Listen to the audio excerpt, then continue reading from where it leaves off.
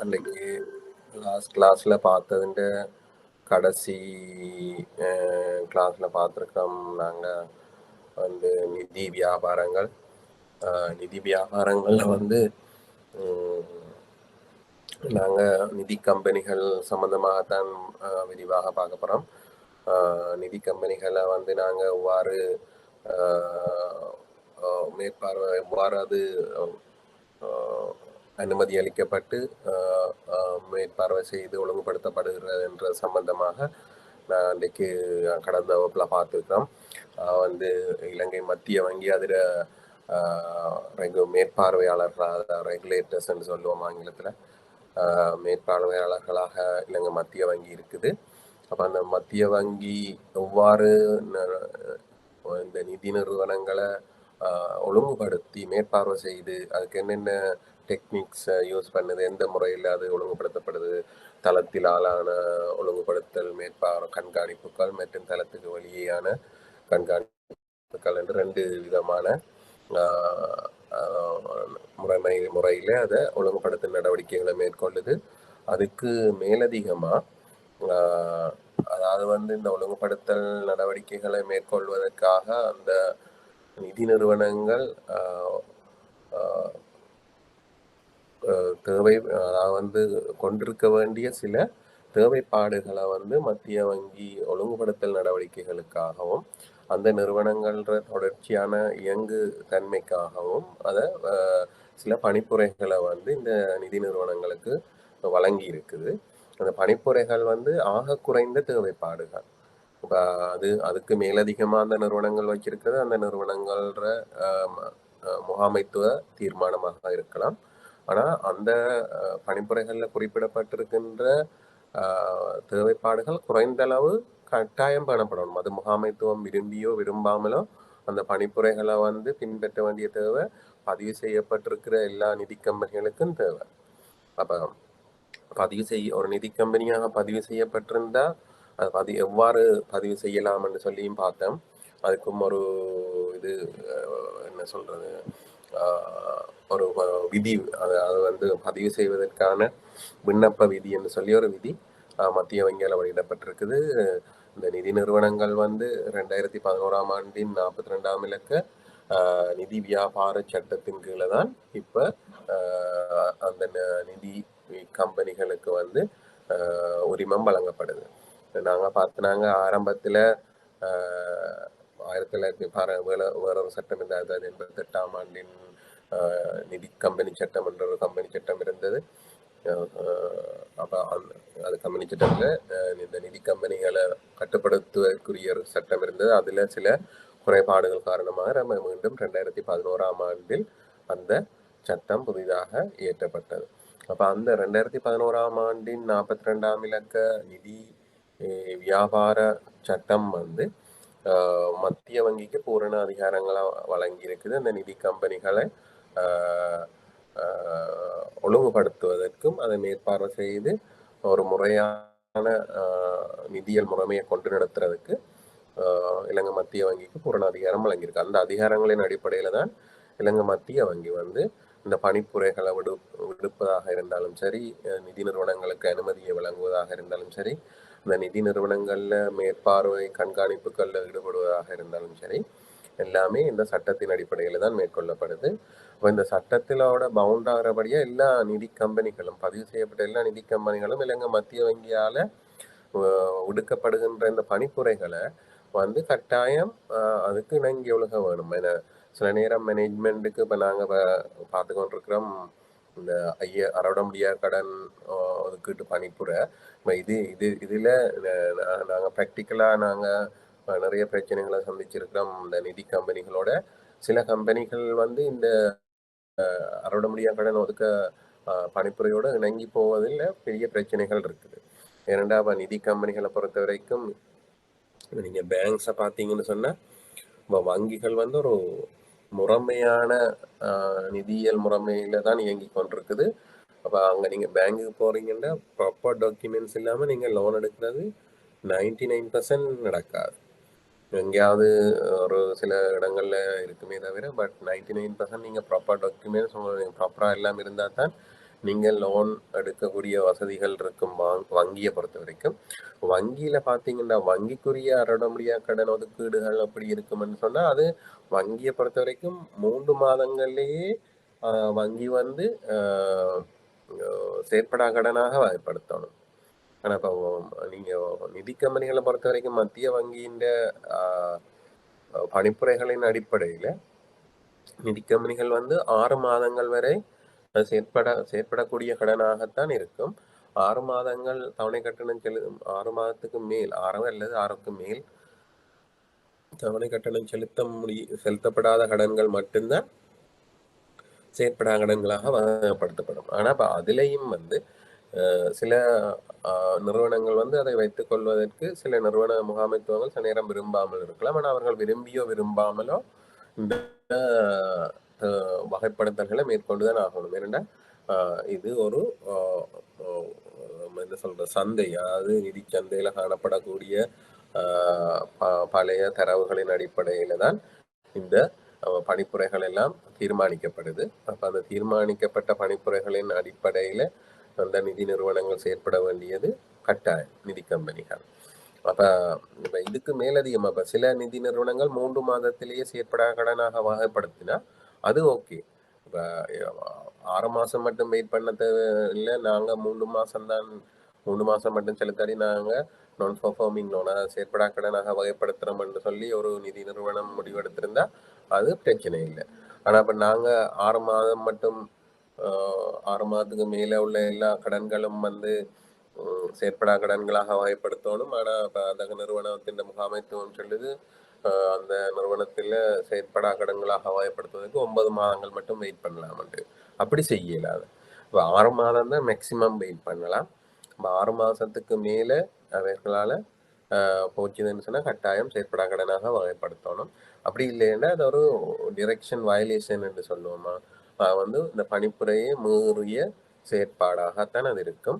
அவ்வாறு நிறுவனங்கள் பணிப்புரையை மீறி செயற்படைகளில் நாங்கள் பார்த்துருக்கோம், இந்த நிதி கம்பெனிகள் சம்பந்தமாக கையாள்றது மத்திய வங்கியில வந்து வங்கியெல்லாம் நிதி மேற்பார்வை திணைக்கலாம். அப்ப வங்கியெல்லாம் நிதி நிறுவனங்கள் மேற்பார்வை திணைக்கலாம்.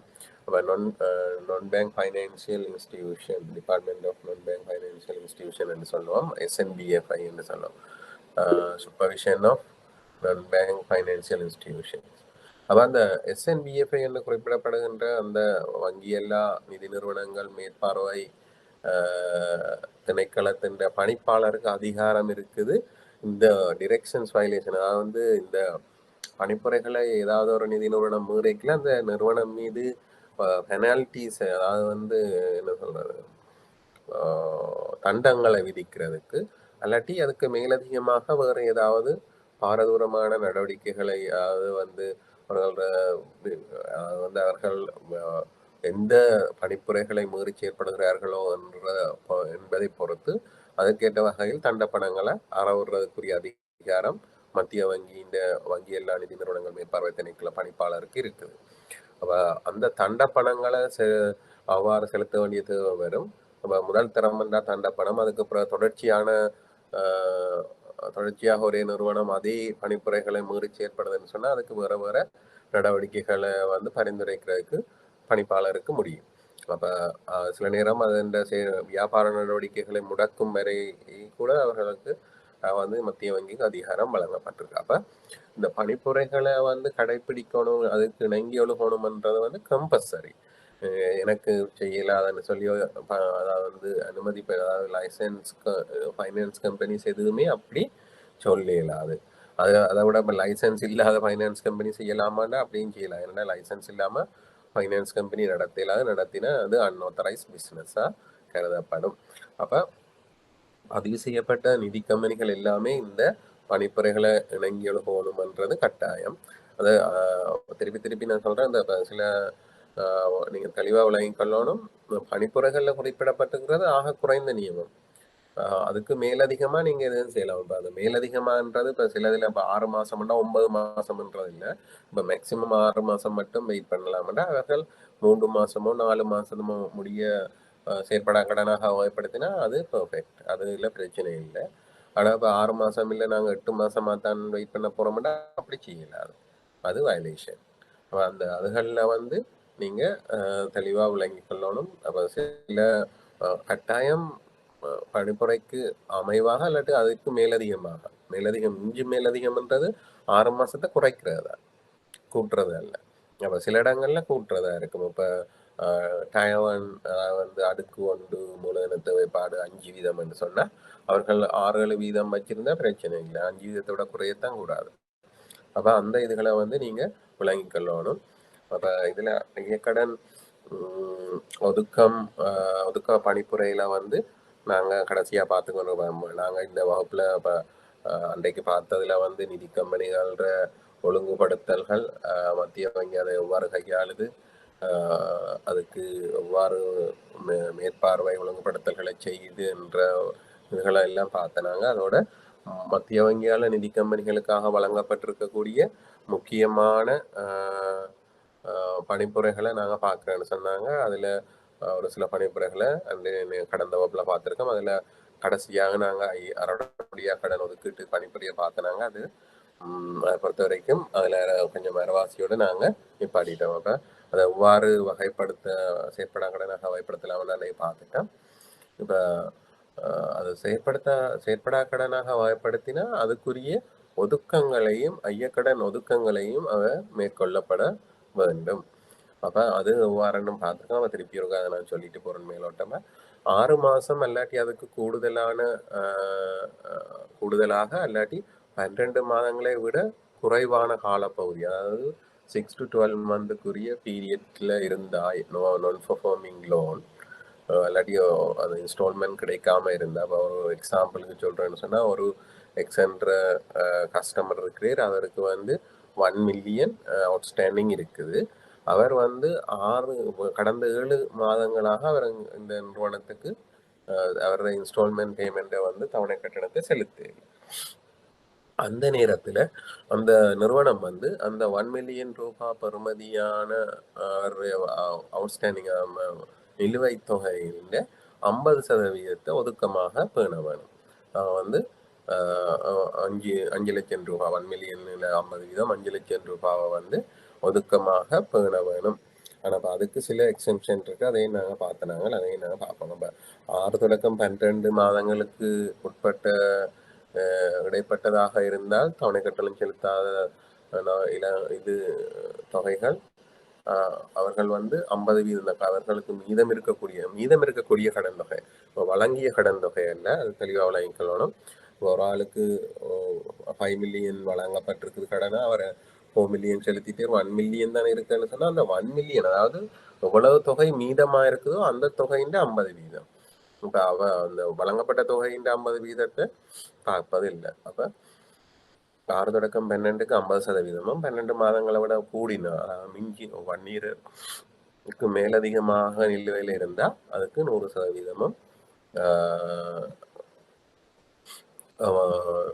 ஒதுக்கீடு செய்யப்பட வேண்டும். அதுக்கு மேலதிகமாக தவணைகள் குறிப்பிட சில சொத்தின் அடிப்படையில் லீசிங், ஹையர் பர்ச்சேஸ், வந்து நிதி குத்தகை அல்லாட்டி வாடகை கொள்வனவு உடன்படிக்கையின் கீழே, தவணை கொள்வனவு உடன்படிக்கையின் அல்லாட்டி வாடகை நிதி குத்தகை உடன்படிக்கையின் கீழே ஏதாவது ஒரு சொத்துக்களை பிணையாக வச்சு கடன் வழங்கப்பட்டிருந்தால் அந்த கடன் வழங்கப்பட்ட நபர் தவணை கட்டணங்களை செலுத்தாத சந்தர்ப்பத்தில் அந்த சொத்துக்களை மீளுடைமையாக்கி இருந்தா அந்த நிதி நிறுவனம் என்ன சொன்னா சீஸ் பண்ணியிருந்தா, அதாவது தாங்க வழங்கின சொத்துக்களை வந்து தாங்களே மீள பெற்றிருந்தார்.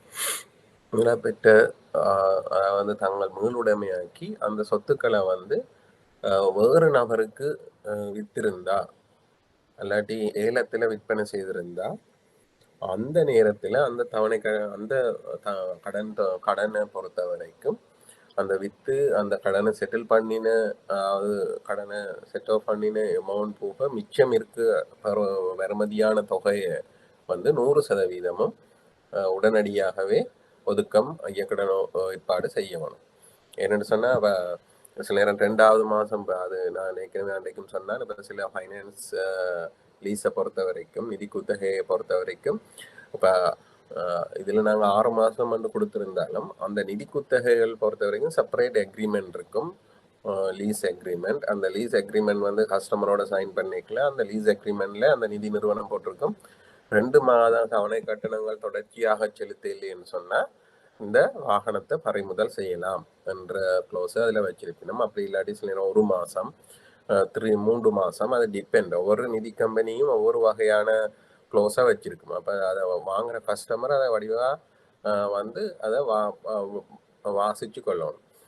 வந்து லீசிங் அக்ரிமெண்ட் போடைக்க சும்மா காட்டுற இடத்துல எங்கட அதுக்கு சில விதிகளும் மத்திய வங்கியால இந்த அக்ரிமெண்ட் சம்பந்தமா அதை நாங்கள் பார்க்க போறதில்லை. நான் உங்களுக்கு சும்மா சொல்றேன், நீங்க விளங்கி கொள்ளணும்ன்றக்காண்டி பணிப்புரைன்றதை விட சில அறிவுறுத்தல்கள் நிதி நிறுவனங்களுக்கு வழங்கப்பட்டது. இந்த அக்ரிமெண்ட்ஸ் வந்து 3 மொழிகள்லையும் இருக்கணும்னு சொல்லி, அட்லீஸ்ட் சைன் பண்ற அக்ரிமெண்ட் ஆங்கிலத்தில் இருந்தாலும் அதுக்கு தமிழாக்கள்னு சொன்னா தமிழ் மொழி மூலமான ஒரு பிரதியும், சிங்கள மொழி ஆக்கள்னு சொன்னா சிங்கள மொழி மூலமான ஒரு பிரதியும் வழங்கப்பட வேணும்ன்றது எல்லா நிதி நிறுவனங்களுக்கும் அறிவுறுத்தப்பட்டிருக்கு. இப்போ கஸ்டமர் தனக்கு விளங்க இல்லை, எல்லா கஸ்டமர்ஸாலையும் ஆங்கில மொழி இலகுவாக வாசித்து விளங்கக்கூடிய மாதிரி இருக்காது.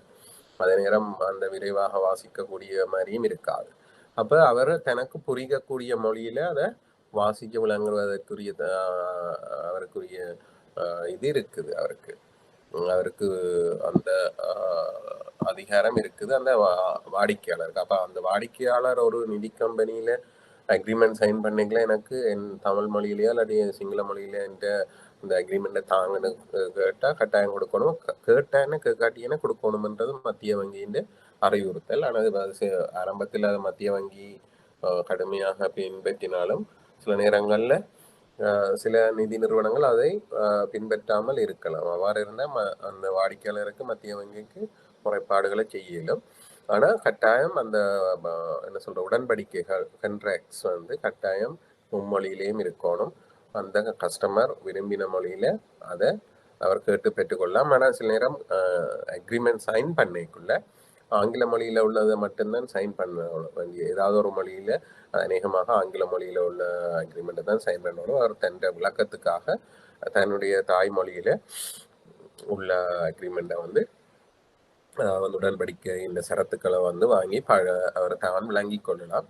ஆனா யாருமே அதை செய்யறதில்லை. என்னன்னு சொன்னா வாடிக்கையாளர்களுக்கு முக்கியமானது கடனை பெறுறதோ இல்லாட்டி வாகனத்தை வாங்குவதோ இது ஒன்று, அதுக்கு அவர்கள் காட்டுற இடங்கள்ல ஒன்றும் பார்க்காம சைன் வைக்கிறது. ஆனா பிறகு சைன் வச்ச பிறகு அது 1 மினிட் சைன் வச்ச பிறகு அந்த நேரத்துல 1 மினிட் எக்ஸ்கியூஸ், அக்ரிமெண்ட்டை வந்து கஸ்டமர் வந்து சைன் பண்ணிக்க கட்டாயம் அதில் இருக்கிற க்ளோஸ் எல்லாம் பார்க்கணும். அப்போ அவரில் எந்த கஸ்டமருமே இப்போ நாங்கள் போனால் கூட அப்படி பார்க்குறதுக்கு முயற்சிக்கிறீங்கள.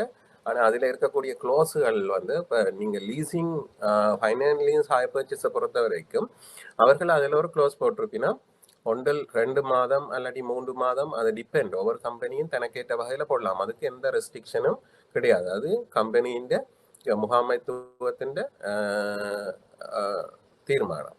அப்போ அந்த தீர்மானத்துக்கு ஏற்ற வகையில் அவர்கள் வந்து என்ன செய்யணும்னு சொன்னால் 2 மாதம் முடிந்த உடனே இப்போ மத்திய வங்கியில் 6 மாதம் வரைக்கும் அது செயற்படா கடனாக வகைப்படுத்த முடியும் என்று வழங்கப்பட்டிருந்தாலும் அவர்கள் என்ன செய்வார்கள்னா 2 மாதம் முடிந்த உடனே அந்த வாகனத்தை சீஸ் பண்ணுவதற்குரிய நடவடிக்கைகள் எடுப்பார். 2 மாதம் தொடர்ச்சியா நீங்க செலுத்த இல்லையா அவர்கள் அதுக்கு சில ப்ரொசீஜர்ஸ் இருக்குது.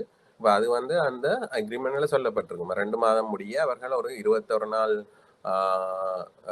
முன்னதாக உங்களுக்கு பதிவு தபாலில் வந்து கட்டணத்தை மீளம் செலுத்த சொல்லி ஒரு அறிவித்தல் விடுவார்கள். அந்த அறிவித்தலையும் நீங்க, அதாவது நீங்கள் சொல்றது வாடிக்கையாளர் வந்து அதையும் அந்த 21 நாளுக்குள்ள கிடைக்கக்கூடிய அந்த பதிவு தபால் மூலமான அறிவுறுத்தல்களையும் அவர் ஏற்று அவர் அதை மீள செலுத்தலைன்னு சொன்னா அந்த வாகனத்தை வந்து அவர்கள் பறிமுதல் செய்வார்கள்.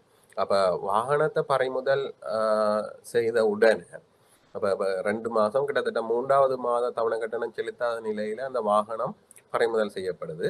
அப்ப ஆனா அந்த கடனை பொறுத்த வரைக்கும் 6 மாதம் வரை வெயிட் பண்ணலாம் நீங்க நான் பெர்ஃபார்மிங், அதாவது செயற்படா கடனாக வகைப்படுத்துறதுக்கு. ஆனா இந்த இவர் வாகனத்தை பறிச்சபடியா, சீஸ் பண்ணினபடியா அந்த வாகனத்தை பறிச்சிட்டு அவர் சும்மா தன்னை யாட்ல வச்சிருந்தீரன்னு சொன்னா, அதாவது வந்து நிதி நிறுவனங்கள் என்ன செய்யும், வாகனத்தை தன்னுடைய மீளுடைமையாக்கி தங்களோட ஏதாவது ஒரு இடத்துல வாகனங்களை நிறுத்தி வைக்கக்கூடிய இடங்கள் இருக்கு, யாட்ஸ்ன்னு சொல்லக்கூடிய இடங்கள், அங்க கொண்டு வச்சு நிறுத்தி வச்சிருக்கிறோம். ஆனா இப்ப அப்படி நிறுத்தி வச்சிருக்கிறதால அவர்களுக்கு பெரிய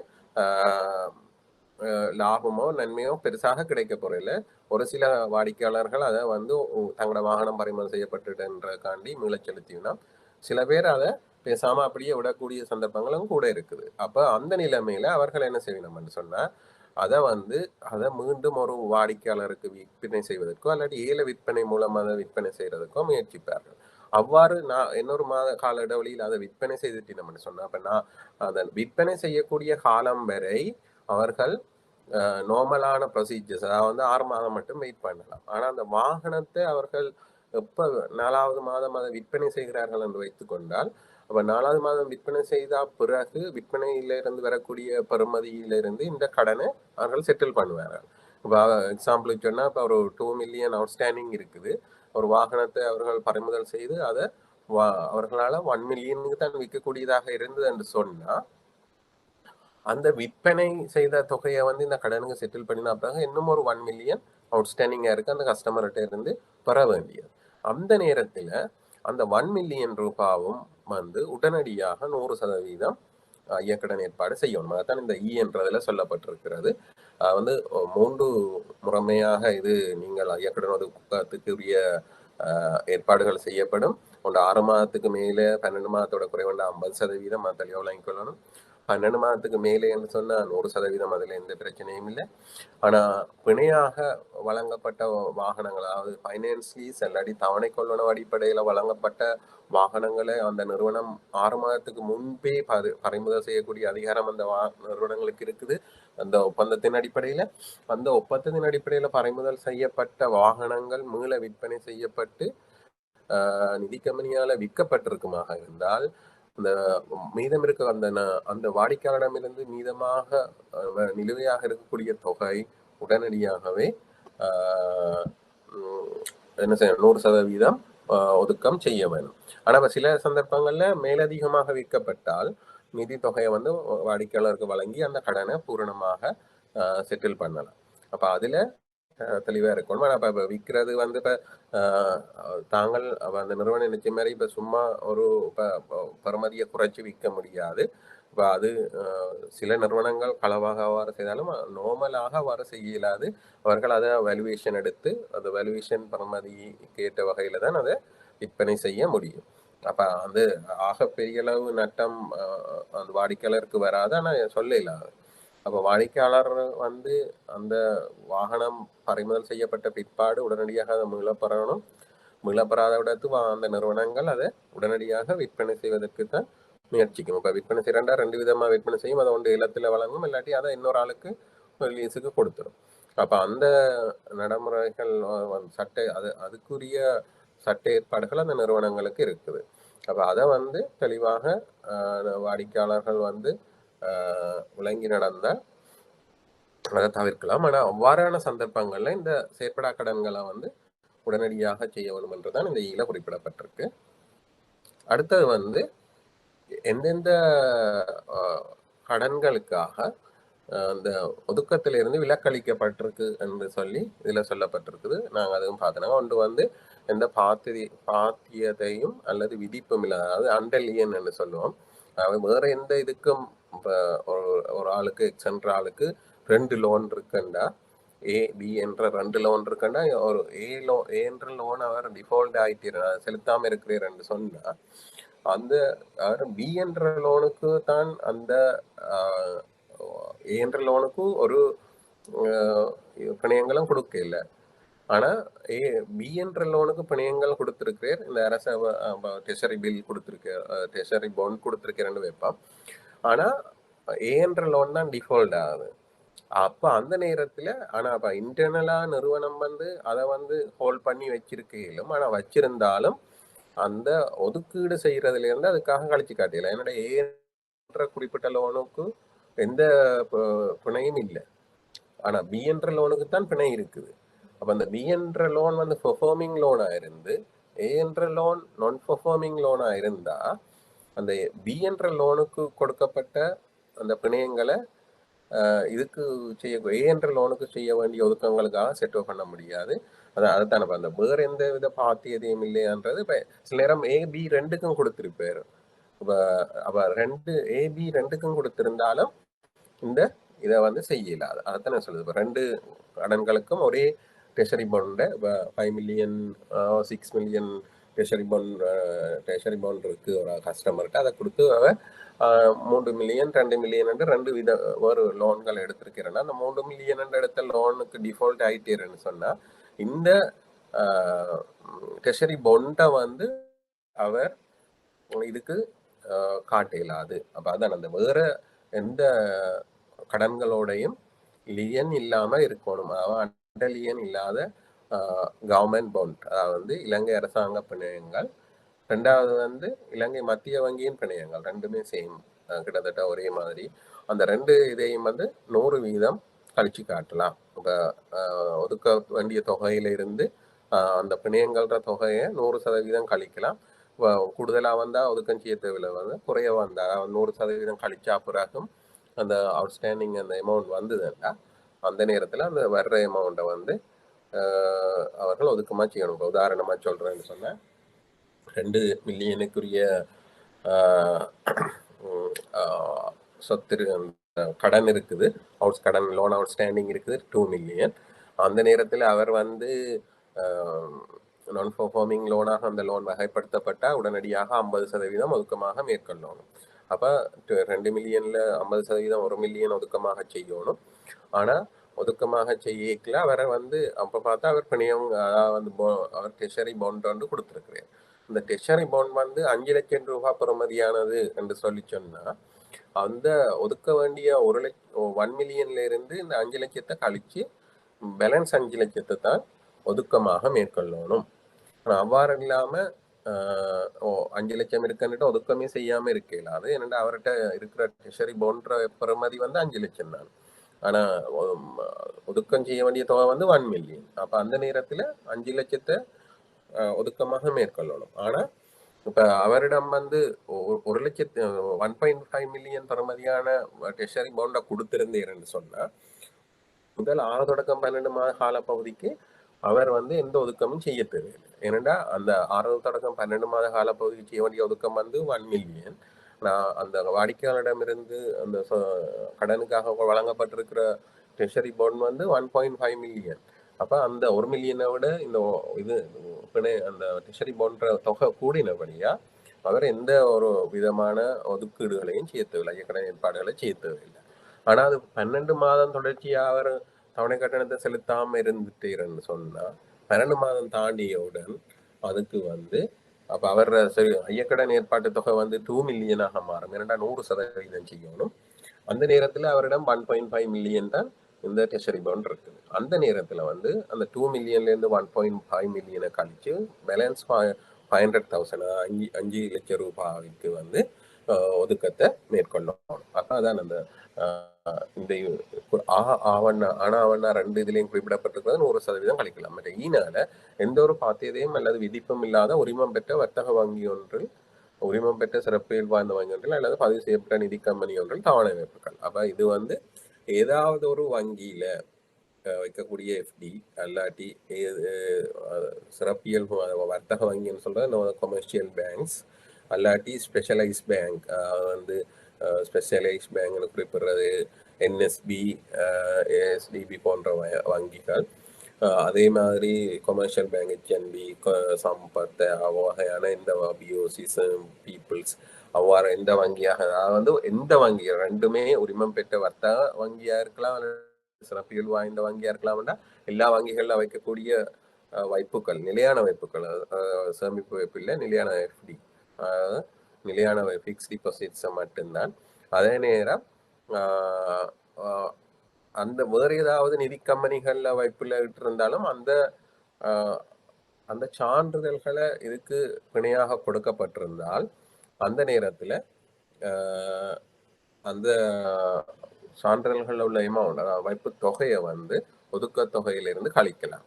ஆனா அதுக்கும் அந்த முதல் சொன்ன மாதிரியே வேறு கடன்களுக்கு அது சாட்டுதல் செய்யக்கூடாது. அதாவது அண்டலியன், அதாவது எந்த பாத்தியதையும் அல்ல விதிப்பும் இல்லாதன்னு குறிப்பிடப்பட்டிருக்கிறபடியா அது அந்த வேறு கடன்களுக்கு அது அண்டலியன் இல்லாமல் இருந்தால் 100% செய்யலாம். அடுத்து எதிரீடு செய்யும் வசதிகள் கிடைப்பனவுகள் கொண்ட கடன் வளங்களுக்காக பிணையாக எடுக்கப்பட்ட கம்பெனியுடனான தவணை வைப்பு அல்லது கம்பெனியின சேமிப்பு வைப்பு. இப்போ நீங்கள் இது என்ன சொல்ல போதுன்னா எஃப்டி அகைன்ஸ்ட் லோன் என்ற ஒரு ப்ராடக்ட் இருக்குது. நாங்கள் ப்ராடக்ட் வந்து செப்பரேட்டாக படிப்போம். அப்போ அதில் பார்ப்போம். அதில் எஃப்டி அகைன்ஸ்ட் லோன் இனிமேல் எல்லாருக்குமே தெரிஞ்சிருக்கும். அந்த வந்து நீங்கள் உங்களோட வைப்பு வச்சுருந்தீங்கன்னு சொன்னால் அந்த வைப்புக்கு எதிராக கடனை பெற்றுக்கொள்ளலாம். 13%. அது நிதி நிறுவனங்களை பொறுத்தது. நிதி நிறுவனங்கள்ன்ற ஒவ்வொரு நிறுவனத்தை பொறுத்து 80%, 70%, 75%. நீங்கள் இப்போ 1 லட்சம் வச்சுருக்கீங்கன்னா 75,000 அப்படி. அந்த வகையில் கடன்களை நீங்கள் ஒரு கடன் ப்ராடக்ட் இருக்குது, அந்த வகையில் கடன்களை பெற்றிருந்தால் அதில் அல்லாடி இப்போ சேமிப்பு வைப்புக்களை சில பேர் சேவிங் அக்கௌண்ட்டில் வச்சிருக்கணும் சர்டன் அமௌண்ட். அந்த தொகையை எதிராக கடன்களை பெற்றிருந்தால் அதையும் அந்த நேரத்தில் அந்த கடன் பெற்ற நபர் வந்து டிஃபால்ட் ஆன, அதாவது 6 மாதத்துக்கு மேலாக செலுத்தி இல்லாமல் போயிருந்தா அந்த இதுக்குரிய ஒதுக்கம் செய்யக்குள்ள இந்த கணக்குக்கு எதிராக அவர் கடன் பெற்றாரோ அந்த கணக்கில் இருக்கிற தொகையை கழிச்சு கொள்ளலாம். இப்போ அதான் இப்போ எக்ஸாம்பிள் சொல்கிறேன்டா, இப்போ 1 லட்சம் ரூபாய் எஃப்டி உள்ள ஒரு ஆள் போய் அந்த நிறுவனத்தில் 80% கொடுக்குற நிறுவனம்னா 80,000 ரூபாய் கடனாக எடுத்திருப்பார். அவர் எடுத்ததிலிருந்தே செலுத்த இல்லைன்னு சொன்னால் அவருக்கு ஆனால் 80,000 ரூபாய் தான் எடுத்திருந்தேருண்டா அவர் எடுத்ததிலிருந்தே செலுத்தலைன்னா அவர் அவுட்ஸ்டாண்டிங் வந்து குறைஞ்சது 80,000 விட கூட இருக்கும். அப்போ 90,000 ரூபாய் அவுட்ஸ்டாண்டிங் இருக்குதுன்னு சொன்னால் இப்போ 6 மாதத்தை தாண்டினா உடனடியாக அதில் 50% வந்து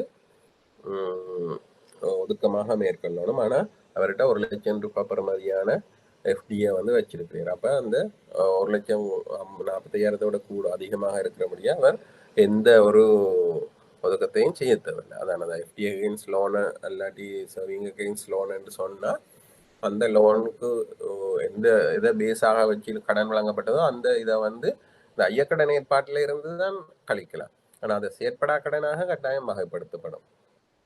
தெளிவாச்ச விளங்கிக்கொள்ளணும். நீங்கள் 6 மாதம் தாண்டினா எவ்வாறான சொத்துக்கள் அதுக்காக வழங்கப்பட்டிருந்தாலும் பிணையாக வழங்கப்பட்டிருந்தாலும் அந்த கடன்கள் வந்து உடனடியாக செயற்படா கடனாக வகைப்படுத்தப்படும்.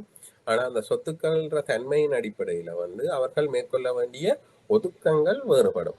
இப்போ ஐயக்கடன் ஏற்பாடு செய்யணும். இப்போ 6 மாதத்துக்கு மேலே போனால் 50% ஐயக்கடன் ஏற்பாடு செய்யணும்.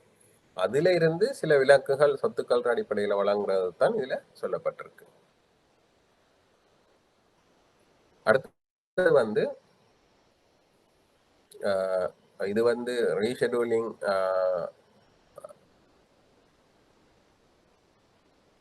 இல்லை, ஒவ்வொரு நிதி கம்பெனியும் செயற்படா கடன்களை என வகைப்படுத்தப்பட்ட கடன் வளங்களுக்காக ஒதுக்கங்களை மேற்கொள்ளலாம். மத்திய ஒதுக்கங்களின் தொகை குறைந்தது பின்வருவற்றின் கூட்டுத்தொகையாக இருக்க வேண்டும்.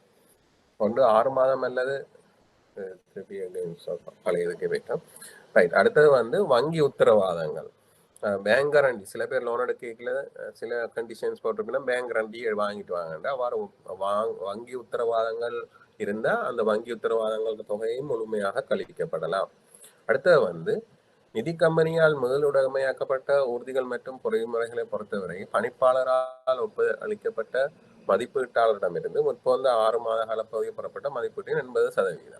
இப்போ அதான் நாங்கள் பார்த்தனாங்க இந்த என்ற இதில் பார்த்தனாங்க சாரி இந்த அந்த இதில் வந்து பிணையாக வழங்கப்பட்ட அல்லது குத்தகை தவணை கொள்ளன உடன்படிக்கையில் வழங்கப்பட்ட சொத்துக்களை வந்து யாராவது அந்த ஏதாவது நிறுவனம் அதை பறிமுதல் செய்திருந்தா, அதாவது நிதி கம்பெனியால் ஏதாவது சொத்துக்கள் முதலுடைமையாக்கப்பட்டிருந்து அதை விற்பனை செய்திருந்தா அது உடனடியாக 100% செய்யணுமன்றது இருக்குது. நாங்கள் ஏற்கனவே பார்த்துருக்கிறோம். அவ்வாறு பறிமுதல் செய்யப்பட்ட அவர்களுடைய ஜாட்டில் நாங்கள் ஏற்கனவே சொன்ன மாதிரி ஜாட்டில் வச்சிருக்கணும்னு சொன்னால் அந்த சொத்துக்களோட பெறுமதி மதிப்பீட்டு பெறுமதியின் 80% அவர்கள் இந்த ஒதுக்க தேவைப்பாடுகள்ல இருந்து கழிச்சு காட்டலாம். இப்போ உதாரணமாக சொல்றேன்னு சொன்னா ஒரு வாகனம் இருக்குது, 4 மில்லியன் ரூபாய் அவுட்ஸ்டாண்டிங் உள்ள வாகனம் அவர்கள் 2 மாதம் தாண்டின உடனே பறிமுதல் செய்யணும். ஆனா அந்த 2 மாதம் தாண்டினோட பறிமுதல் செலுத்தினோம். ஆனா அவர்கள் விற்க இல்ல, சொத்தை விற்க இல்ல. சொத்தை விற்க இல்லைன்னு சொன்னா அவர்கள் எந்தவித ஒதுக்கமும் 6 மாசம் மட்டும் செய்ய தேவையில்லை. அப்ப அதை தெளிவா விளங்கிக்கொள்ளணும். நீங்க 2 சின்ன காம்ப்ளிகேஷன்ஸ் இருக்கு அதுல. வந்து சொத்தை பறிமுதல் 2 மாதத்திலேயே பறிமுதல் செய்து சொத்தை வித்துட்டினோம்னு சொன்னா சொத்து வித்த அமௌண்ட்டை செட்டில் பண்ணின அப்புறம் இருக்கிற பேலன்ஸுக்கு வந்து 100%, 100% ஐயக்கடன் ஏற்பாடு செய்ய வேணும். ஆனா பறக்கிட்டினம் சொத்தை, சொத்தை விற்க இல்லை. நிதி கம்பெனி அவ தான் வச்சிருக்குது. திருப்பியும் அந்த கஸ்டமருக்கே கொடுக்குற முனைப்போட இருக்குது. விற்கிற இது இல்லைன்னா விற்கலைன்னு சொன்னா அந்த அவர் வந்து 6 மாதம் வரைக்கும் அது நார்மல் லோன் மாதிரியே போகும், வேற லோன்கள் மாதிரியே போகும். அப்ப 6 மாதம் வரைக்கும் எந்தவித ஒதுக்கமும் செய்ய தேவையில்லை. ஆனால் 6 மாதம் தாண்டிய பிற்பாடு அதுக்கு ஒதுக்கம் செய்ய வேணும். அப்ப 6 மாதம் தாண்டினுடன் ஒதுக்கம் செய்யணும். அந்த ஒதுக்கம் செய்யக்குள்ள அந்த சொத்துண்ட பறிமுதல் செய்யப்பட்டு வைக்கப்பட்டிருக்கின்ற சொத்துண்ட பெறுமதி, மதிப்பீட்டு பெறுமதின்னு 80% கழிச்சு கொள்ளலாம். அப்ப உதாரணமா அந்த 4 மில்லியன் அவுட்ஸ்டாண்டிங் இருக்கிற ஒரு ஆள்ற லீசிங் வச்சிருக்கிற ஒரு ஆள் 4 மில்லியன் ரூபா பெறுமதியான தொகை இருக்குது செலுத்துவதற்கு. அந்த நேரத்தில் அவர் 2 மாதமா செலுத்த இல்லை. நிதி நிறுவனம் என்ன செய்து, நிதி கம்பெனி என்ன செய்து அந்த சொத்தை பறிமுதல் செய்துட்டுது.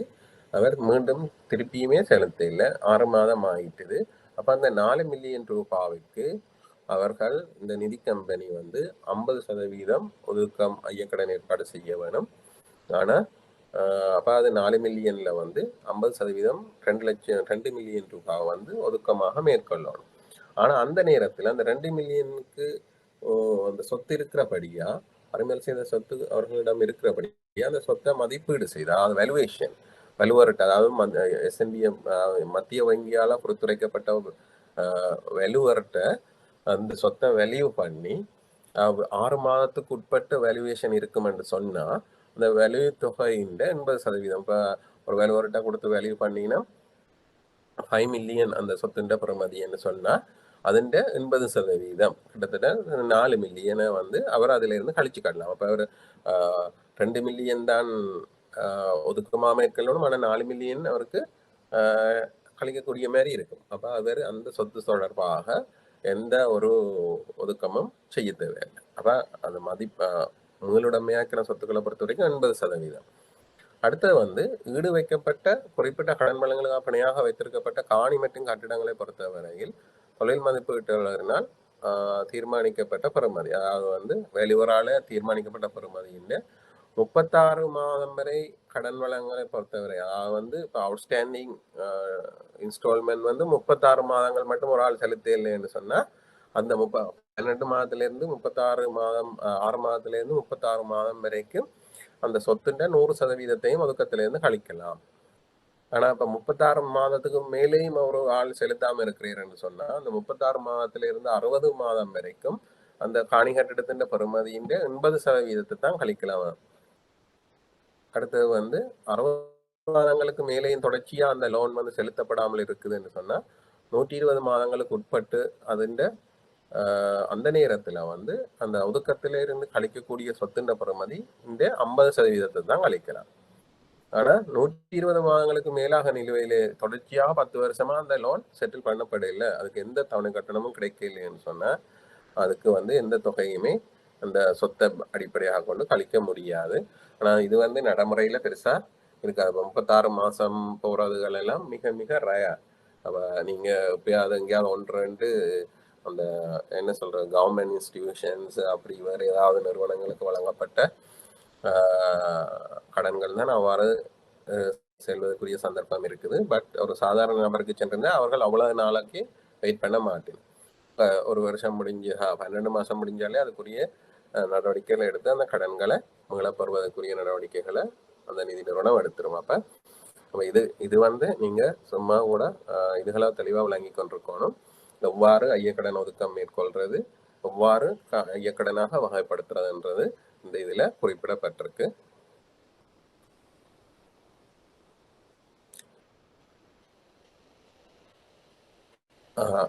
அடுத்தது வந்து இந்த நிலையான சொத்துக்களை பொறுத்த வரைக்கும் காணி கட்டிடம் இப்போ நாங்கள் சொன்ன மாதம் 36 மாதம் வரைக்கும் 100%, 36லேருந்து 60, 80%. இதையெல்லாம் கழிச்சு காட்டணும்னு சொன்னால் அந்த பிணையாக வழங்கப்பட்ட அந்த ப்ராப்பர்ட்டி, இப்போ ஒரு வீடாக இருக்கலாம், அல்லாட்டி ஒரு பெரிய கடையாக இருக்கலாம், அல்லாட்டி பெரிய கம்ப்ளெக்ஸாக இருக்கலாம், ஏதாவது இருக்கலாம். அது வந்து வேக்கன்ட் பொசிஷனில் இருக்கணும். அதான் இதில் சொல்லப்பட்டிருக்கு. அதாவது வந்து யாருமே அங்கே இருக்க இயலாது. அந்த கடன் பெற்றவராக இருக்கலாம், இல்லாட்டி அவரை யாருக்காக ரெண்ட் அவுட் பண்ணியிருக்கலாம். என்ன செய்திருந்தாலும் உடனடியாக அதை வேக்கன்ட் பொசிஷனாக மாற்றும் இந்த நிறுவனம். அப்போ வேக்கன்ட் பொசிஷனாக இருக்கிற நேரத்தில் தான் இந்த கழிப்புகளை செய்யலாம். சில நேரம் அதில் அந்த கஸ்டமர் இருக்கிறார், அவர் தன் வீட்டை தான் பிணையாக வச்சிருக்கிறார், ஆனால் அந்த வீட்டில் அவர் இருக்கிறார். அப்போ அந்த நேரத்தில் இது நான் ஃபார்மிங் லோனாக போயிட்டுது. ஆனால் அவர் தொடர்ச்சியாக வீட்டில் இருக்கிறாருன்னு சொன்னால் அந்த நேரத்தில் அந்த சொத்தின் பிரமதியின் வீதங்களை கழிக்க முடியாது. இப்போ 12 மாதமாக அவர் செலுத்தையில் வீட்டை பணியாக வச்சு கடன் எடுத்திருக்கிறார். அப்போ அந்த வீட்டின் பிரமதியை வந்து ஒதுக்கத்துலேருந்து கழிச்சு காட்ட இயலாது. ஆனால் அப்போ அவர் வந்து அந்த வேக்கன்ட் பொசிஷன் ஆகிட்டார். அவரை வீட்டை விட்டு இந்த நிதி நிறுவனம் எழுப்பிட்டுன்னு சொன்னா அந்த வீடு எம்டியா இருக்கு, யாருமே இல்லை. அந்த நேரத்துல தான் இந்த இதுகளை வந்து கழிக்கக்கூடிய தன் அதிகாரத்தை மத்திய வங்கி வழங்கியிருக்கு. யாராவது இருந்தா ஒன்றில் அந்த வாடிக்கையாளராக இருக்கலாம், இல்லாட்டி வாடிக்கையாளரால யாருக்காவது ரெண்டுக்கு வழங்கப்பட்டதாக இருக்கலாம். அப்ப அந்த சொத்துல யாராவது வழியாட்கள் இருந்தால் அந்த நேரத்துல கழிக்க முடியாது. அது ஒரு வேக்கன்ட் பொசிஷனாக, ஒரு எம்டி வீடாக, அதாவது அதுங்க யாருமே இருக்கக்கூடாது. அப்படி இருந்தா தான் இதுகளை கழிக்கலாம். ரைட், நாங்கள் இப்போ அடுத்த கணிப்புரைக்கு போக போகிறோம். அப்போ இப்போ இந்த ஐயக்கடன் 2006ஆம் ஆண்டின் 3ஆம் இலக்க நிதி கம்பெனிகள் அறபடியா ஐயக்கடன்களுக்கான ஒதுக்கீட்டு பணிப்புரை. இப்போ இதில் வந்து உங்களுக்கு ஏதாவது கேட்கணுமாக இருந்தால் நீங்கள் கேட்கலாம்.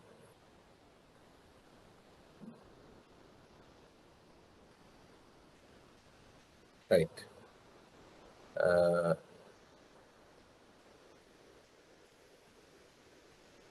நீங்கள் டவுட் இல்லையே நினைக்கிறேன். சரி, அப்போ நாங்கள் அடுத்த பணிப்புரைக்கு போகலாம். இப்போ அடுத்தது வந்து 2017ஆம் ஆண்டின் 2ஆம் இலக்க இந்த நீங்கள் சில நேரம் இந்த பணிப்புரைகள் கேட்டால் அதில் தலையங்கங்களை கவனமாக எழுத வேணும். இதில் சில நான் இந்த விஷயத்த முதலே சொல்லணும்னு நினச்சேன். இந்த இதுகளில் இப்போ நாங்கள் இதில் பாவிக்கப்பட்டிருக்க சில பதங்கள் வந்து சில நேரம் உங்களுக்கு பரிச்சயம் இல்லாத பதங்களாக இருக்கும். சில நேரம் இதில் இருக்கிற பதங்களும் இப்போ தமிழ் மொழியை பொறுத்த வரைக்கும் ஒரு சொல்லுக்கு பல சொற்கள் இருக்குது. இப்போ அதான் இப்போ எல்லாமே வந்து இப்போ இந்த இதுகள் எல்லாமே பணிப்புரைகள் எல்லாமே மற்றும் எல்லா இதுகளுமே வந்து ஆங்கிலத்திலிருந்து தமிழ் மொழியாக்கப்பட்ட இதுதான். அப்போ அதில் அப்போ மொழியாக்கம் செய்யக்குள்ள மொழியாக்கம் செய்கிறாள்ற தன்மைக்கு ஏற்றவாறு இதில் சில சொல்லுகளில் வேறு வேறு பதங்கள் பாவிக்கப்பட்டிருக்கும். இப்போ நான் பிறகு அதை அந்தந்த டைம் வரைக்கும் உங்களுக்கு சொல்கிறேன். அப்போ நீங்கள் அந்த பதங்கள் விளங்க இல்லை என்றாலும் நீங்கள் கேட்கலாம். ஏன்னு சொன்னால் இப்போ மத்திய வங்கியில் ஸ்டாண்டர்டாக இருக்கிற சில பதங்கள் வழியில் வேறு விதமாக பயன்படுத்தப்படலாம். இப்போ நீங்கள் இப்போ எங்களோட ஆனுவல் ரிப்போர்ட்டில் இருக்கக்கூடிய ஒரு ஸ்டாண்டர்ட் டிரான்ஸ்லேஷன் வேர்டுகள் இருக்குது, அதை மட்டும்தான் நாங்கள் பாவிக்கிறோம். அப்போ அந்த நாங்கள் பாவிக்கிற வேர்டுகள் வந்து சில நேரம் வேறு இடங்களில் வேறு விதமாக பாவிக்கப்படலாம். இப்போ ஈடு, அப்போ ஈடு வைக்கிறது இல்லாட்டி பிணை என்ற விஷயங்கள் வந்து வேறு மாதிரி அது மாதிரி நிறைய விஷயங்கள் வரும். என்னென்னு சொன்னால் எல்லாமே வந்து ஆங்கிலத்தில இருந்து தான் மொழிபெயர்க்கப்படுது. அப்போ அந்த மொழிபெயர்ப்பில் வந்து சில நேரம் சில என்ன சொல்றது, ஒரே சொல்லுக்கு வேறு விதமான தமிழ் சொற்கள் இருக்குது. இப்போ ஆங்கிலத்தில் இருக்கக்கூடிய ஒரு சொல்லுக்கு வேறு தமிழ் சொற்களை பாவிக்கலாம். அதை அந்த மொழிபெயர்ப்பாளர் இதுக்கேற்ற மாதிரி அப்போ அதுக்கேற்ற மாதிரி நீங்களும் எல்லா சொல்களையும் விளங்கி வரக்கூடிய மாதிரி இருக்க வேணும். ஏதாவது விளங்க இல்லைன்னு சொன்னா நீங்க அதை கேட்கலாம். இப்போ எக்ஸாம்லேயும் அப்படித்தான், ஆங்கிலத்தில இருந்து தான் உங்களுக்கு வினாத்தாள் வந்து மொழிபெயர்க்கப்படும். சில நேரம் அந்த வினாத்தாளை வந்து மொழிபெயர்க்கிற நபர் இருக்கிற மனநிலை அவருக்கு தெரிஞ்ச வேர்டிங்கை வச்சுத்தான் அவர் அதை மொழிபெயர்ப்பார். அப்போ சில நேரம் இல்லை நீங்கள் படிக்கிறதுக்கும் அங்கே சில நேரம் சில வேர்டிங் வந்து வித்தியாசமாக இருக்கலாம். அப்போ இதுகளில் பெருசாக வித்தியாசம் வராது, நாங்கள் பின்னுக்கு அதை பார்ப்போம். அப்படி வித்தியாசம் வந்தால் நீங்கள் அந்த எக்ஸாம் இதுகளுக்கு வந்து நீங்கள் ஆங்கிலத்திலையும் வினாபாத்திரங்களை வாங்கி பார்த்து கொள்ளலாம். உங்களோட அதாவது ஏதாவது சொல்லு உலங்கில் என்று சொன்ன தமிழ் பதம் சில நேரம் இப்போ சுத்த தமிழில் சில நேரம் டிரான்ஸ்லேட் பண்ணியிருந்தா சில நேரம் விளங்காம போகலாம். அப்போ அதுகளை நீங்கள் வந்து பார்த்துக்கொள்ளணும். ரைட். இப்போ 2017ஆம் ஆண்டின் 2ஆம் இலக்க நிதி கம்பெனிகள் குறைந்தபட்ச மைய மூலதன பணிப்புரை. அப்போ நாங்கள் ஏற்கனவே பார்த்த நாங்கள் வந்து கேபிட்டல் அடிக்குவேசி ரேஷியோஸ் பார்த்துருக்கோம். வந்து அடுக்கு 1%, அடுக்கு 2%, Tier 1 Tier 2 சொல்லி இது பார்த்து நாங்கள் கோ கேபிட்டல். இது கோ கேபிட்டல் தான். எவ்வளவு தொகை இருக்கணும், ஆக குறைஞ்ச தொகை, ஆக குறைந்த மைய மூலதனம் எவ்வளவாக இருக்கணும். இப்போ நாங்கள் நாங்கள் அந்த பணிப்பு இதில் வந்து ஒவ்வொரு நிதி கம்பெனியும் பதிவு செய்யக்குள்ள எவ்வளவு ஆக குறைந்த மூலதனம் இருக்கணும்னு சொல்லி அதில் நாங்கள். இப்போ இதில் சொல்லப்பட்டிருக்கோம், ஒவ்வொரு பதிவு செய்யப்பட்ட நிதி கம்பெனியும் 2017ஆம் ஆண்டு டிசம்பர் 31ஆம் தேதி வரையில் 400 மில்லியனுக்கு குறையாத மட்டம் ஒன்றில் பழுதுரா மைய மூலதனத்தினையும் எல்லா நேரத்திலும் பேண வேண்டும் என்பதுடன் அதன் பின்னர் கீழே குறித்திருக்கப்பட்ட தொகைக்கு குறையாத மட்டம் ஒன்றில் பழுதுரா மைய மூலதனத்தினை பேண வேண்டும். இப்போ 2018 ஜனவரியில் குறைஞ்சது 1 மில்லியன் இருக்கணும், வந்து 1 பில்லியன் இருக்கும் வேணும். அப்போ இந்த நிதி கம்பெனிகள மூலதனம் வந்து மொத்தம் 2018 ஜனவரியில் 1 பில்லியனாக இருக்கணும். 2019 ஜனவரியில இருந்து அது 1.5 பில்லியனாக இருக்கணும். 2020 ஜனவரியில், அதாவது தற்பொழுது வந்து 2 பில்லியன் ரூபாவாக இருக்கணும் எல்லா நிதி கம்பெனிகள மூலதனம், மைய மூலதனம். அடுத்தது வந்து 2021 அடுத்த வருட ஜனவரியில் வந்து இப்போ நெக்ஸ்ட் மந்த்ல இருந்து எல்லா நிதி கம்பெனிகள மூலதனமும் 2.5 பில்லியனாக இருக்க வேணும். அவ்வாறு இல்லாட்டிக்கு அது இந்த டிரெக்ஷன்ஸ் வயலேஷன். அந்த நேரத்தில் வந்து அந்த நிதி கம்பெனிகள் வந்து இப்போ ஒரு சில நிதி கம்பெனிகளால் இந்த மூலதன தொகையை கொண்டு வர இயலாத கட்டம் இருக்குமென்று சொன்னால் அதுக்கேற்ற நடவடிக்கைகளை மத்திய வங்கி எடுக்கும். உதாரணமாக இப்போ ரெண்டு கம்பெனிகளை ஒன்றாக இணைக்கிறது. இப்போ ஒரு நிதி கம்பெனிக்கு வந்து மேலதிகமாக இனி மூலதனத்தை திரட்டி இல்லாத ஒரு நிலைமை வந்துட்டுது, அவர்களுக்கு இதுக்கு மேலே போக இல்லாதன்ற நிலைமை இருந்தால் தொடர்ச்சியாக அவர்கள் இவ்வாறே இருப்பினம் என்று சொன்னால் எந்தவித மூலதனத்தை கொண்டு வரக்கூடிய எந்த நடவடிக்கைகளும் இல்லாமல் இருந்தால் அந்த நிதி கம்பெனிகளை ஒன்றில் வந்து ரத்து செய்யலாம். அப்படி இல்லாட்டி வேறொரு நிதி கம்பெனியோட இணைக்கிற அதிகாரம் மத்திய வங்கிக்கு இருக்குது. இப்போ நீங்கள் இப்போ அண்மையில் அரசாங்கத்தால் வெளியிடப்பட்ட பாதுகிட்ட பார்த்தீங்கன்னா, பட்ஜெட்டை பார்த்தீங்கன்னா தெரியும். பட்ஜெட்லையும் அரசாங்கமும் சொல்லி இருக்குது, இலங்கையை பொறுத்த வரைக்கும் இந்த இப்படி ஒரு சின்ன நாட்டுக்கு இவ்வளவுன்னு கிட்டத்தட்ட 40 நிதி கம்பெனிகள்ன்றது அதிகம். அப்போ அதை வந்து நிதி கம்பெனிகள் எண்ணிக்கையை குறைப்பதற்காக மேர்ஜ் பண்ணலாம் என்ற ஒரு ப்ரப்போசலை அரசாங்கமும் கொண்டு வந்திருக்கு.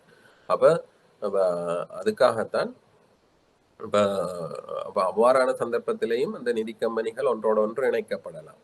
அப்ப இவ்வாறு நிதி மூலதன தேவைப்பாடுகளை நிறைவேற்றாத கம்பெனிகளும் வந்து சில நேரம் ரெண்டு ஒரே மாதிரி இருக்கிறப்ப இப்போ 1 பில்லியன் தான் இருக்குது ஒரு நிதி கம்பெனியில், இன்னொரு நிதி கம்பெனியில் 1.5 மில்லியன் தான் இருக்கு, அதுக்கு 2.5 கொன்றையில்லாதுன்னு சொன்னா அந்த ரெண்டு நிதி கம்பெனிகளையும் இணைக்கலாம். ஆனா இப்ப அது மத்திய வங்கி சொன்ன உடனே அப்படி மத்திய வங்கி தன்னேர்ச்சியாக எந்த முடிவும் எடுக்காது. ஆனா அந்த ஏதாவது ஒரு நிறுவனத்தோட இணைய சொல்லி மத்திய வங்கி அந்த நிறுவனங்களை கேட்கும்.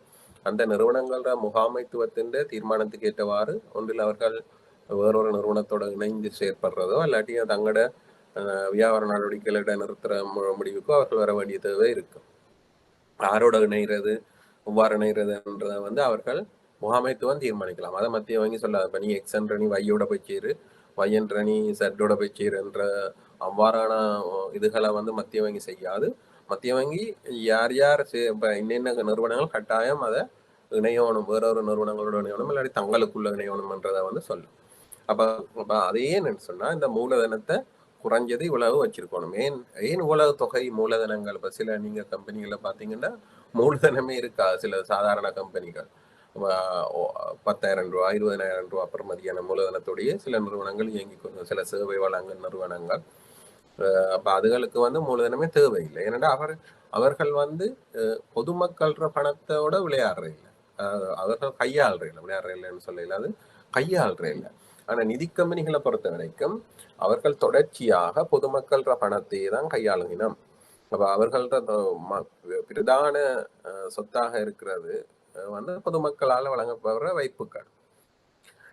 வைப்புகளோ ஏதோ ஒரு முறையில பொதுமக்களிடமிருந்து பெற்றுக்கொள்ற பணத்தின் மூலம் தான் இந்த வியாபாரத்தையே அவர்கள் செய்கிறார்கள். அப்படி செய்யக்குள்ள அவர்களும் குறிப்பிட்ட அளவு தொகையை வச்சிருக்கணும்ன்றது, பணமாக கொண்டு வந்திருக்கணும்ன்றது மத்திய வங்கி விரும்புது. என்னன்னா அந்த பொதுமக்களுடைய பணத்தை மிஸ்யூஸ் பண்ணக்கூடிய நிலைமைகள் ஏற்படுற நிலைமையில அது வந்து இதை தவிர்க்கும். வரும் அதிகமான மூலதனங்கள் வந்து கொண்டு வரைக்குள்ள அதை அவர்கள் தவிர்ப்பார்கள்.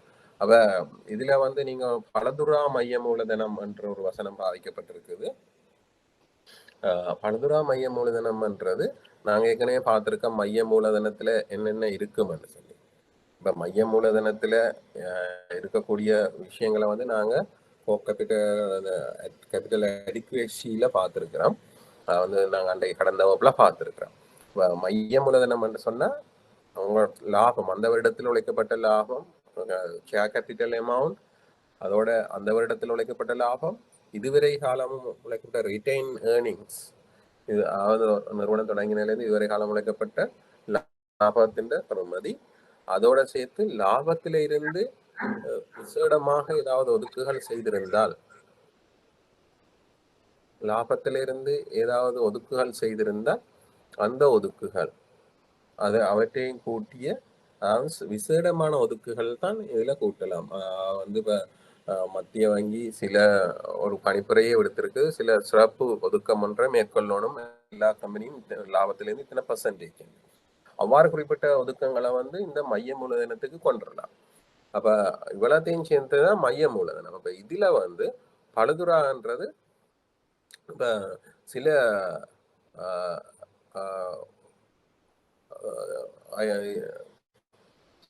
இப்ப என்ன சொல்ற சில ஒதுக்கங்கள் அல்லாட்டி சில லாபம் வந்து இப்ப இந்த வருஷம் வந்து லாபம் 5 மில்லியன் சொல்லி அந்த நிறுவனம் சொல்லி இருக்குதுன்னு சொன்னா அதுக்கு வேற ஏதாவது சீராக்கங்கள் வரலாம் எதிர்காலத்துல. இப்ப இந்த வருஷத்துக்குரிய அட்ஜஸ்ட்மெண்ட் அடுத்த வருஷம் ஏதாவது வந்தா அதால இந்த லாபம் பாதிக்கப்படக்கூடாது.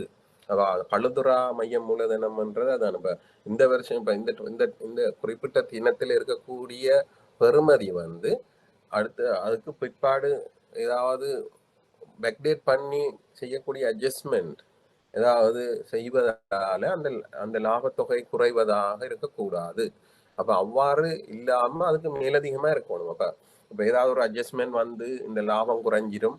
அப்ப அந்த லாபம் குறைகிறதால மைய மூலதனம் குறைஞ்சிடும் என்றது. அப்ப அதான் அந்த எந்தவித அட்ஜஸ்ட்மெண்டாலையும் இப்ப இருக்கிற தொகைக்கு எந்தவித பெறுமதி குறைப்பும் பெறக்கூடாது என்றதான் அதுல குறிப்பிடப்பட்டிருக்கு. அப்ப மைய மூலதனத்துல உள்ளடங்கக்கூடிய கூறுகளை வந்து நாங்க ஏற்கனவே பார்த்திருக்கோம். இப்போ சொன்னால் முக்கியமா வந்து ஷேர் கேபிட்டல் வந்து வழங்கி இருத்த மூலதனம் வந்து அந்த நிறுவனத்தால வழங்கப்பட்ட பங்குகள் மூலம் பெறப்பட்ட தொகை, அதால வழங்கப்பட்ட மிகைகள், ஷேர் பிரீமியமும் அதுக்குள்ள நீங்க உள்ளடக்கலாம். இப்ப சில நேரம் இப்ப வந்து அப்படி வராது. ஆரம்ப காலங்கள்ல புதிய கம்பெனி சட்டத்தின் அடிப்படையில் வழங்குற பங்குகளுக்கும் பங்கு மிகை வராது.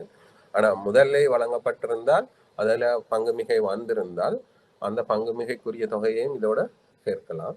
அதை விட அந்த வருடத்துக்கு ஏற்பட்ட லாபம், அதுவரை இந்த கம்பெனியை தொடங்கினதிலிருந்து இதுவரை உள்ள லாபத்தின் தொகை, அதை விட சிறப்பு ஒதுக்கங்கள், உழைச்ச லாபத்திலிருந்து ஒதுக்கக்கூடிய ஏதாவது ஒதுக்கங்கள், இதெல்லாம் சேர்ந்ததுதான் மைய மூலதனம். அப்ப அதை நீங்க தெளிவா விளங்கிக் கொள்ளணும். அப்ப அந்த ஒவ்வொரு நிதி கம்பெனியும் அந்த மைய மூலதனத்தின் தொகை வந்து குறிப்பிட்ட இதில் காட்டப்பட்ட தொகைகளாக இருக்கணும். அப்ப அடுத்த வருடத்திலிருந்து எல்லா நிதி கம்பெனியுமே குறைஞ்சது 2.5 பில்லியன் ரூபாவை வச்சிருக்கணும். இப்போ இதுக்கு சில எக்ஸெம்ஷன் இருக்கலாம். இப்போ சில வேளை அந்த நிறுவனங்கள் தங்களுக்கு ஸ்பெஷலாக மத்திய வங்கியிடம் சில ரெக்வெஸ்ட் விட்டுருந்தா சில நேரம் இப்போ எங்களுக்கு என்னென்ன ப்ராசஸில் இருக்கிறோம், எங்களுக்கு என்ன ஒரு 3 மந்த் தேவை இல்லாட்டி 6 மந்த் தேவைன்னு சொல்லி ஏதாவது ரிக்வெஸ்ட் கொடுத்து, அதாவது என்ன சொல்ற வேண்டுகைகளை கொடுத்து அதை வந்து மத்திய வங்கி அதுக்கு அனுமதி அளிச்சிருந்தா அவ்வகையான நிதி கம்பெனி மட்டும் அந்த மத்திய வங்கி எக்ஸ்டெண்ட் பண்ணின பீரியட் மட்டும் அந்த மூலதனத்தை கொண்டு வர்றதுக்குரிய காலமாக பயன்படுத்தலாம்.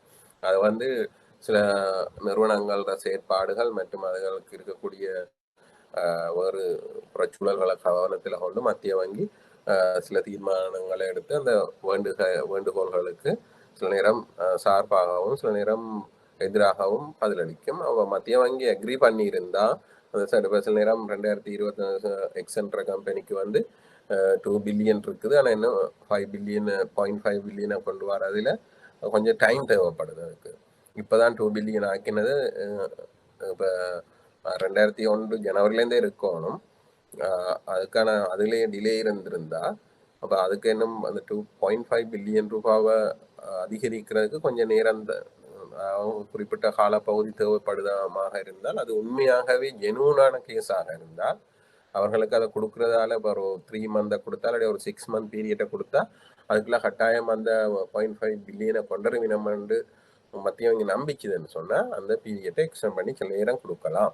அது பேஸ்ட் ஆன் த ரிக்வெஸ்ட். அதாவது அவர்கள் அந்த வேண்டுகோள்களை விடுத்தால் மட்டும்தான் அது. ஒன்றுமே செய்யாமல் ஜனவரியில் இருந்து அவர்கிட்ட 2.5 பில்லியன் இல்லை என்று சொன்னால் அதுக்குரிய அவர் அங்கே அந்த டிரெக்ஷன் வயலேஷன், அதாவது பணிப்புரையை மீறினதாகத்தான் கருதப்படும். ஆனால் இப்போ அவர் ஏற்கனவே இப்போ ஜனவரியில் வரப்போகுது என்ற உடனே டிசம்பர்லேயே அவர் முதலே மத்திய வங்கியிடம் விண்ணப்பம் செய்து வேண்டுகோள் விடுத்திருந்தீர்னு சொன்னால் அவருக்கு சில நேரம் 6 மாத காலமோ இல்லாட்டி 3 மாத காலமோ வழங்கப்பட்டிருந்தா அந்த நேரத்தில் அது டிரெக்ஷன் வயலேஷனாக கருதப்படாது. அவர்களுக்கு அந்த கிரேஸ் பீரியட் மாதிரி அது கொடுக்கப்படும். அப்போ அதை தெளிவாக வாங்கிக்கலாம் வேணும். ரைட். அடுத்தது வந்து உரிமம் பெற்ற நிதி கம்பெனிகள் மேற்குறிப்பிட்ட பணிப்புரைகளுக்கு இணங்கியுள்ள சந்தர்ப்பத்தில் பணிப்பாளர் பின்வருவன ஒன்றின் மீது அல்லது கூடுதலானவற்றின் மீது நடவடிக்கைகளை மேற்கொள்ளலாம். ஒன்று வந்து உரிமம் பெற்ற நிதி கம்பெனிகளின் வைப்பு பொறுப்புகளின் மீதும் கடன்பாடுகள் மீதும் உயர்ந்தபட்ச வரையறைகளை விதிக்கலாம். இதுல வந்து உயர்ந்தபட்ச வரையறைகள்ன்றது வட்டி விதங்களுக்கு இல்லை, தொகைகளுக்கு. இப்போ ஒரு கம்பெனி வந்து ஒரு மாதம் ஒரு வருஷத்துக்கு 5 பில்லியன் 1 பில்லியன் ரூபாவை வைப்பாக இருக்குதுன்னு சொன்னால் அவர் இந்த மூலதன தேவைப்பாட்டை பூர்த்தி செய்யலைன்னும் அவருக்கு என்ன டைம் கட்டு இதாண்டி இருக்கிறேன்னா அல்லாடி அவர் என்ன பூர்த்தி செய்யாமல் செயற்படுறேன்னு சொன்னால் அந்த மத்திய வங்கி இந்த வங்கியெல்லாம் மேற்பார்வை நிதி நிறுவனங்கள் மேற்பார்வை திணைக்களத்தின் பணிப்பாளரால் வந்து அந்த அவர் பெற்றுக்கொள்ளக்கூடிய வாய்ப்புகள தொகையை லிமிட் பண்ணலாம், உச்ச வரையறைய வரையறுக்கலாம்.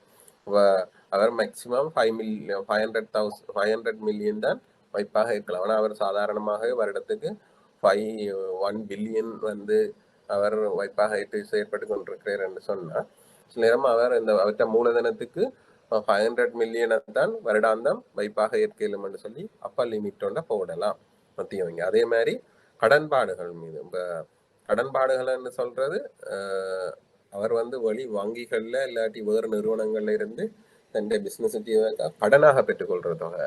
அவர் வந்து கடனாக பெற தொகையை மேக்சிமம் லிமிட் போடலாம், வரையறை செய்யலாம்.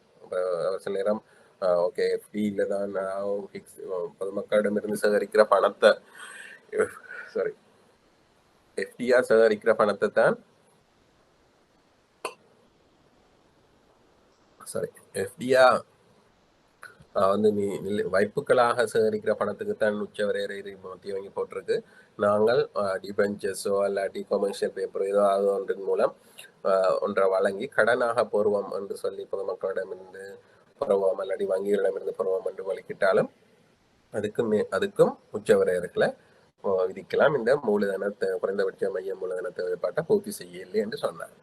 அடுத்தது வந்து உரிமம் பெற்ற நிதி கம்பெனிகளின் பங்கு லாபங்கள் பகிர்ந்தளிக்கப்படுவதை அல்லது லாபங்களை வெளியே அனுப்புவதை முடக்கலாம். இப்போ நீங்க பாத்தீங்கன்னா தெரியும், சாதாரணமா அந்த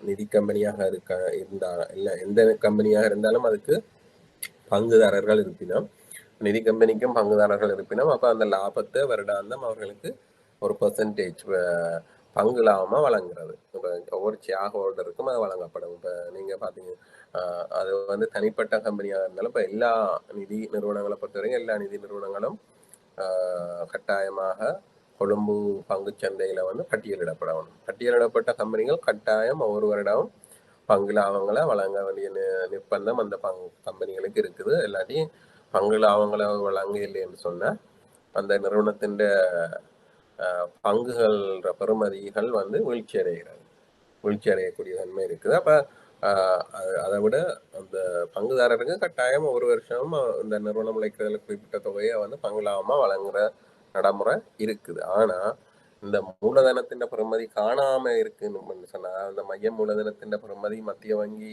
குறிப்பிட்ட தொகையை விட குறைவாகத்தான் இருக்குதுன்னு சொன்னா, மத்திய வங்கி அந்த நேரத்துல பங்கு லாபங்களை பகிர்ந்தளிக்கிறது, இல்லாட்டி பங்கு லாபங்கள் வழங்குறத, இல்லாட்டி வேறு யாருக்காவது கொடுக்கறத வந்து நிறுத்தலாம், இடைநிறுத்தி வச்சிருக்கும், முடக்கி வச்சிருக்கும். அப்படி கொடுக்க இயலாது, பங்கு லாபம் வழங்க இயலாது என்ற இதை சொல்லி வச்சிருக்கலாம். அடுத்தது வந்து உரிமம் பெற்ற நிதி கம்பெனிகளின் வியாபார தொழிற்பாடுகளின் விரிவாக்கத்தை கட்டுப்படுத்தலாம். அதை என்ன சொல்லுது, சில நிதி கம்பெனிகள் வந்து பிரான்ச் எக்ஸ்டென்ஷன் வியாபார விரிவாக்கம் என்ற 2 வகையா நடக்கலாம். கொண்டு வந்து கிளைகளை வந்து விஸ்தரிக்கிறது. இப்போ அதுக்கு 20 பிரான்ச் இருக்குன்னு சொன்னா, ஒரு எக்ஸென்ட்ரா கம்பெனிக்கு 20 பிரான்ச் இருக்குது. ஆனா அந்த குறைந்தபட்ச இப்போ 2 பில்லியன் இருக்கும் 2020, 2 பில்லியன் இல்லை 1.5 பில்லியன் தான் இருக்குது, 1.5 பில்லியன் ரூபாய் தான் இருக்குது. அப்போ அந்த தேவைப்பட்ட அவர்கள் பூர்த்தி செய்யலைன்னு சொன்னா, அந்த நேரத்துல வந்து அவர்கள் 20 பிரான்ச் இருக்கு, நம்ம ஒரு 2 பிரான்ச் எக்ஸ்டெண்ட் பண்ண போயினோம். இங்க யாழ்ப்பாணத்துக்கு ஒரு பிரான்ச், இங்கால அம்பாந்தோட்டைக்கு ஒரு பிரான்ச் உண்டு, 2 வேறு இடங்கள்ல, இல்லாட்டி ஒரே இடங்கள்ல 2 பிரான்ச்சை அதிக புதிதாக ஆரம்பிக்கிறதுக்கு அவர்கள் யோசிக்கலாம். அந்த இடங்கள்ல வியாபாரம் செய்தால் லாபம் வரலாம் என்று நினைச்சு, லாபம் வரக்கூடிய சொன்னாங்க. அங்கு வேறு நிறுவனங்கள் இல்லை, ஒரு குறிப்பிட்ட இடத்துல வேறு நிதி நிறுவனம் இல்லை, அங்க கொண்டு எங்கட நிறுவனங்களை வைக்கிறதால லாபம் வரும் என்று கருதி அந்த இடத்துல கிளைகளை ஆரம்பிக்கிறதுக்குரிய நடவடிக்கைகள் எடுத்தாலும், மூலதனம் ஒழுங்காக அந்த மைய மூலதன பணிப்புரையை அவர்கள் பின்பற்றி இல்லை, அது இணங்கி ஒழுக இல்லை, அந்த அவர்கள் குறிப்பிட்ட அளவு மைய மூலதனத்தை கொண்டிருக்க இல்லை என்று சொன்னா, மத்திய வங்கியால அந்த அனுமதி வழங்கப்பட மாட்டாது அந்த கிளைகளை ஆரம்பிக்கிறதுக்கு. மத்திய வங்கியின் அனுமதி இல்லாம கிளைகளை ஆரம்பிக்க முடியாது. அப்ப அந்த நிதி நிறுவனத்துக்கு அது ஒரு பிரச்சனையாக இருக்கும். என்னன்னு சொன்னா, அவர்களால அந்த மாதிரி வியாபாரத்தை விரிவாக்க இயலாது. மற்றது புதிதாக இது ஒரு வகையான வியாபார விரிவாக்கம். இன்னொன்று புதிதாக ப்ராடக்ட்டுக்கு போறது. இப்ப அவர்கள் செய்கிற ப்ராடக்ட்ல இருந்து இன்னொரு ப்ராடக்ட் வித்தியாசமான கடன் வழங்குற அதுகள்ல இருந்து ஒரு வித்தியாசமான ஒரு ஜாயின்ட் வெஞ்சர், இன்னொரு நிறுவனத்தோட ஒரு ஜாயின்ட் வெஞ்சர் ப்ராடக்ட் ஒரு பிஸ்னஸுக்கு போறாரு, அல்லாட்டி பார்ட்னர்ஷிப் என்னொன்றோட சேர்ந்து அவ்வாறு செய்யறதுக்கு செய்ய வழிக்கிட்டாலும் அதுக்கு மத்திய வங்கியின் அனுமதி தேவை. இப்போ ஜாயின்ட் வெஞ்சர் ஒன்றுக்கு போகிற இன்னொரு நிறுவனத்தோட சேர்ந்து இன்னொரு ப்ரொஜெக்டை செய்கிறது, அப்படி ஜாயின்ட் வெஞ்சர்ஸுக்கு போயில அதையும் மத்திய வங்கியிட அனுமதி பெறணும். அவ்வாறான ஒரு வியாபார விரிவாக்கத்துக்கு மத்திய வங்கி கட்டுப்பாடுகளை மேற்கொண்டு அவ்வாறு செயற்படுவதை தடை செய்யலாம். அப்போ இந்த இதுல இந்த குறிப்பிட்டதுல ஏதாவது ஒன்று அல்லாட்டி 2 அல்லாட்டி 3 இதுல குறிப்பிட்ட எல்லாத்தையுமே செய்யலாம். வந்து பணிப்புரைக்கு இணங்கி ஒழுகாத பட்சத்துல ஏதாவது ஒரு நடவடிக்கையை ஒன்றை மட்டும் எடுக்கலாம், இல்லாட்டி இதுல குறிப்பிட்ட எல்லாத்தையுமே எடுக்கலாம். அப்ப இதைத்தான் எடுக்கணும், அதை எடுக்கக்கூடாதுன்றது இல்லை. அந்த நிறுவனத்தின் தன்மைக்கு ஏற்றவாறு மத்திய வங்கியால இந்த நடவடிக்கைகள் இதுல குறைஞ்சது 1வது அவர்கள் மீது விதிக்கப்படும். நான் சொன்ன முதல்ல அந்த 6 மாத கிரேஸ் பீரியடோ 3 மாத கிரேஸ் பீரியட் கொடுப்பினோம். அவ்வாறு கொடுத்தாலும் அந்த டைமில் இவ்வாறு இதுகளை செய்யலாது. ஓகே, இப்போ இருக்கிற இதை விட அதிகரிக்கலாம். இப்போ என்ன சொல்கிறது, பிரான்ச் நெட்ஒர்க் அதிகரிக்கிறதுக்கு நீங்கள் ரிக்வெஸ்ட் பண்ணலாம், அது இந்த 6 மாதத்துக்கும் என்று சொல்லிவிடும். அவ்வாறான கட்டுப்பாடுகள் விதிக்கலாம். ஆனால் அப்போ அவ்வாறு அவர்களுக்கு கிரேஸ் பீரியட் கொடுக்கல, சில நேரம் பொறுப்புகள் வாய்ப்புகள் இருக்கிறதுக்குரிய வரையறைகளை போடாமல் விடலாம். ஆனால் எந்த வித அறிவித்தலும் இல்லாமல் அவர்கள் தொடர்ச்சியாக செயற்படுகின்றோம். ஆனால் அந்த குறித்த மூலதனம் வரையில் இதில் எல்லாத்தையுமே போடலாம். மத்திய வங்கியின் பணிப்பாளர், வந்து வங்கியில் அனைத்து நிறுவனங்கள் மேற்பார்வை திணைக்களத்தின் பணிப்பாளர் அவர் விரும்பின மாதிரி செய்யலாம். அடுத்தது வந்து ஓகே, அந்த பணிப்புரை முடிந்தது. நாங்கள் அடுத்த பணிப்புரைக்கு போகிறோம். இப்போ 2018ஆம் ஆண்டின் 3ஆம் இலக்க நிதி கம்பெனிகள் மூலதன போதுமை தேவைப்பாடுகள், அதாவது கேபிட்டல் அடிக்குவேசி ரிக்குவயர்மெண்ட். நாங்கள் முதலே நாங்கள் இந்த பணிப்புரையை முதலே பார்த்துட்டோம். அதாவது கேபிட்டல் அடிக்குவேசி என்றா என்ன, டயர் 1 என்றா என்ன, டயர் 2 என்றா என்னன்றது நாங்கள் முதல் பார்த்துருக்கிறோம். இப்போ அந்த பணிப்புரையின் என்ன சொல்றது, அதுன்ற திருத்தமாக அமெண்ட்மெண்டான பணிப்புரை தான் இது. அப்போ இப்போ நடைமுறையில் இருக்கிறது இதுதான். அது அந்த பணிப்புரை முதல் நாங்கள் பார்த்தது வந்து அது எவ்வாறு கணிக்கப்படுது, டயர் 1 டயர் 2 எவ்வாறு கணிக்கப்படுதுன்னு பார்த்தினாங்க. இப்போ அதுன்ற தேவைப்பாடுகள் எவ்வளோத்தை கொண்டிருக்கணும். அடுக்கு 1 மூலதனம், மற்றது அடுக்கு 2 மூலதனம், மொத்த மூலதனம் சொல்லுவோம். அதுதான் அடுக்கு 2 சொல்லுவோம். அப்போ ஜூலை 2018 ஜூலை 1ஆம் தேதியில் இருந்து தொடங்கும் ஒவ்வொரு உரிமம் பெற்ற நிதி கம்பெனியும் எல்லா நேரங்களிலும் கீழே அட்டவணை 1 மற்றும் 2 விவரிக்கப்பட்டவாறு மொத்த இடர்நேர்வு நிறைவேற்றப்பட்ட சொத்துக்கள் தொடர்பில் குறைந்தபட்ச மூலதன தேவைப்பாடுகளை பேணணும். நாங்கள் இது அன்றைக்கு பார்த்துட்டோம். எவ்வாறு அந்த ரிஸ்க் வெயிட்டட் அசெட்ன்னு சொல்கிறது, அதாவது இடர்நேர்வு நிறைவேற்றப்பட்ட ரிஸ்க் வெயிட்டட் ஆவரேஜ் அசெட்ஸ், அதாவது இடர்நேர்வு நிறைவேற்றப்பட்ட சொத்துக்கள்ன்ற பெறுமதியில் மூலதனம் எத்தனை சதவீதம் இருக்குதுன்னு சொல்லி நாங்கள் அந்த இடர்நேர்வு அந்த என்ன சொல்கிற ரிஸ்க், அந்த ஒவ்வொரு அசெட்டுக்கும் உரிய எத்தனை % ரிஸ்க் இருக்குன்னெல்லாம் அந்த டேபிளில் நாங்கள் போன முறை பார்த்தனாங்க. எக்ஸாம்பிள் வந்து பார்த்தனாங்க. அப்போ அதில் கவர்மெண்ட் ட்ரெஷரி பில்ஸ் அதெல்லாம் 0, மற்ற பேங்க்குகளில் வச்சுருந்தீங்கன்னா 20% ரிஸ்க். அப்படி நாங்கள் ஒரு லிஸ்ட்டே பார்த்தினாங்க. நீங்கள் போன வகுப்பு டியூட்டர் இல்லாட்டி போன கிளாஸ் வீடியோ பார்த்தீங்கன்னா தெரியும். இப்போ அவ்வாறு அந்த வெயிட்டட் ஆவரேஜ் அசெட்டில் இந்த அதை சொல்கிற மூலதனம், மைய மூலதனம் எவ்வளோ வீதம் இருக்குது என்றது தான் மூலதன போதுமை தேவைப்பாடுகள் என்று கூறுறது. அப்போ மூலதன போதுமை தேவைப்பாடுகள் வந்து டயர் 1 வந்து நாங்கள் பார்த்தினாங்க மொத்த மூலதனம், அதாவது மூலதனம் தளம் என்று சொல்லி பார்த்தினாங்க. அதுதான் மொத்த மூலதனம் என்று சொல்கிறது. திருப்பி நான் உங்களுக்கு மேலோட்டமாக சொல்கிறேன். இப்போ நாங்கள் ஏற்கனவே பார்த்துருக்கேன் மைய மூலதனம் என்னென்று. இந்த மைய மூலதனம் தான் அடுக்கு 1க்கு பயன்படுத்தப்படும். இந்த மைய மூலதனத்தை ரிஸ்க் வெயிட்டட் அசெட்ஸில் எத்தனை % பார்க்குறது, அது அடுக்கு 1. அடுக்கு 2 இல்லாட்டி மொத்த மூலதனம் என்று சொல்கிறது, இதில் மொத்த மூலதனம் மட்டும்தான் குறிப்பிடப்பட்டிருக்கு. அதை வந்து நாங்கள் அடுக்கு 2ன்னு குறிப்பிடலாம். அது வந்து இந்த மைய மூலதனத்தோட நாங்கள் அன்றைக்கு பார்த்தினாங்க ரிவல்யூஷன் ரிசர்வ், அதாவது வந்து மறுமதிப்பீட்டு மிகைகள் என்று சொல்லுவோம். ரிவல்யூஷன் ரிசர்வ் மிகை வந்தால், வந்து சர்ப்ளஸாக வந்தால் அதை அதோட பண்ணலாம். மற்ற ஜென்ரல் ரிசர்வ்ஸ் நாங்கள் பார்த்தினாங்க. ஸ்பெஷல் ரிசர்வ் வந்து மைய மூலதனத்துக்கு போயிடும். ஜென்ரல் ரிசர்வ், அதாவது பொது ஒதுக்கங்கள், ஒரு ஏதாவது ஒதுக்கங்கள் இருந்தால் அதுகள் வந்து இந்த மைய மூலதனத்தோட அதுகளையும் மைய மூலதனத்தோட சேர்க்கைக்குள்ள வாரதான் மொத்த மூலதனமாக இருக்கும். அதை வந்து கேபிட்டல் பேஸ்ன்னு சொல்லுவோம், இல்லாட்டி மொத்த மூலதனம்னு சொல்லலாம், டோட்டல் கேபிட்டல்னு சொல்லலாம். அந்த மொத்த மூலதனம் வெயிட்டட், இந்த ரிஸ்க் வெயிட்டட் அசெட்ஸ்ல எவ்வளவு % இருக்கணும்ன்றதுதான் இதில் அடுக்கு 2ல் சொல்லப்படுது. மொத்த மூலதனம் குறிப்பிடப்பட்டிருக்கு. அப்போ அடுக்கு 1 வந்து 2018 வந்து எல்லாமே ஜூலையில் இருக்கணும். 2018 6% 10% இருக்கணும். 2019 6.5 10.5 இருக்கணும்.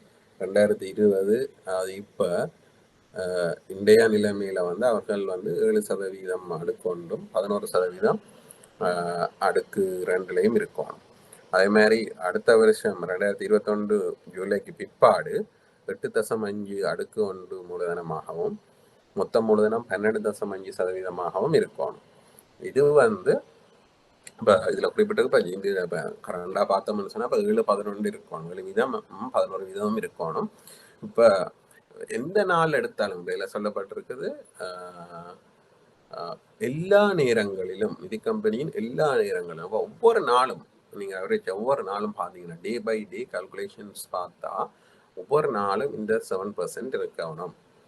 இப்போ சில நேரம் இப்போ இந்த மாதம் இப்போ மந்த்லி இப்போ மைய மூலதனத்துக்கு மாதாந்த இதுகளும் எடுக்கலாம். இப்போ மந்த்லி கால்குலேஷன்ஸில் வரைக்குள்ள ஒரு இந்த மாதம் மைய மூலதனம் கொஞ்சம் குறைஞ்சிட்டு அப்போ பர்சன்டேஜ் குறையும். அப்போ பர்சன்டேஜ் குறையும் அடுத்த மாதம் ஓகே ஆயிட்டு. அப்போ அப்படி வரையிலாது எந்த மாதத்திலும் அல்லாடி எந்த நேரத்திலும் ஒவ்வொரு கிழமை எடுத்தாலும் இந்த கிழமை குறைஞ்சிட்டு அடுத்த கிழமை ஓகே ஆயிரும். இப்போ மாசமா பார்த்தோம்னா ஓகே, ஆனால் கிழமை வயசா பார்க்கல ஒரு கிழமையில குறையுது. அப்படி இருக்கலாது எனி டைம் ஒவ்வொரு நாள் கணக்குக்கு பார்த்தா கூட அந்த எந்த நாளுமே அது குறையலாது. அப்படி குறைஞ்சா அது சம்பந்தமாக நடவடிக்கை எடுக்கப்படும். ஆனால் இந்த அட்டவணை வந்து 100 பில்லியனுக்கு குறைவான சொத்துக்களை கொண்ட உரிமம் பெற்ற நிதி கம்பெனிகளுக்கு தான் இருக்கு. நாங்கள் பார்த்துருக்கிற முதல் மைய மூலதனம் மைய மூலதனம் 2 பில்லியனாக இருக்கணும் இப்போ. ஆனால் இப்போ மொத்த சொத்துக்களே அந்த நிறுவனத்தின் மொத்த சொத்துக்கள் 100 பில்லியனோட குறைவாக இருந்தால் இந்த அட்டவணை ஒன்று. அட்டவணை ஒன்றில் சொல்லப்பட்டிருக்கு இந்த கரண்டாக வந்து 7% 11% இருக்கும். இப்போ அட்டவணை 2ல் 100 பில்லியனை விட மேற்பட்ட சொத்துக்களை கொண்ட உரிமம் பெற்ற கம்பெனிகள் இலங்கையில் அவ்வாறு இருக்கான்னு நீங்கள் கேட்கலாம். இலங்கையில் 2-3 கம்பெனி இருக்குது 100 பில்லியனை விட கூடிய சொத்தோட நிதி கம்பெனி 2 கம்பெனி இருக்காங்க. அப்போ அந்த கம்பெனிகளை பொறுத்த வரைக்கும்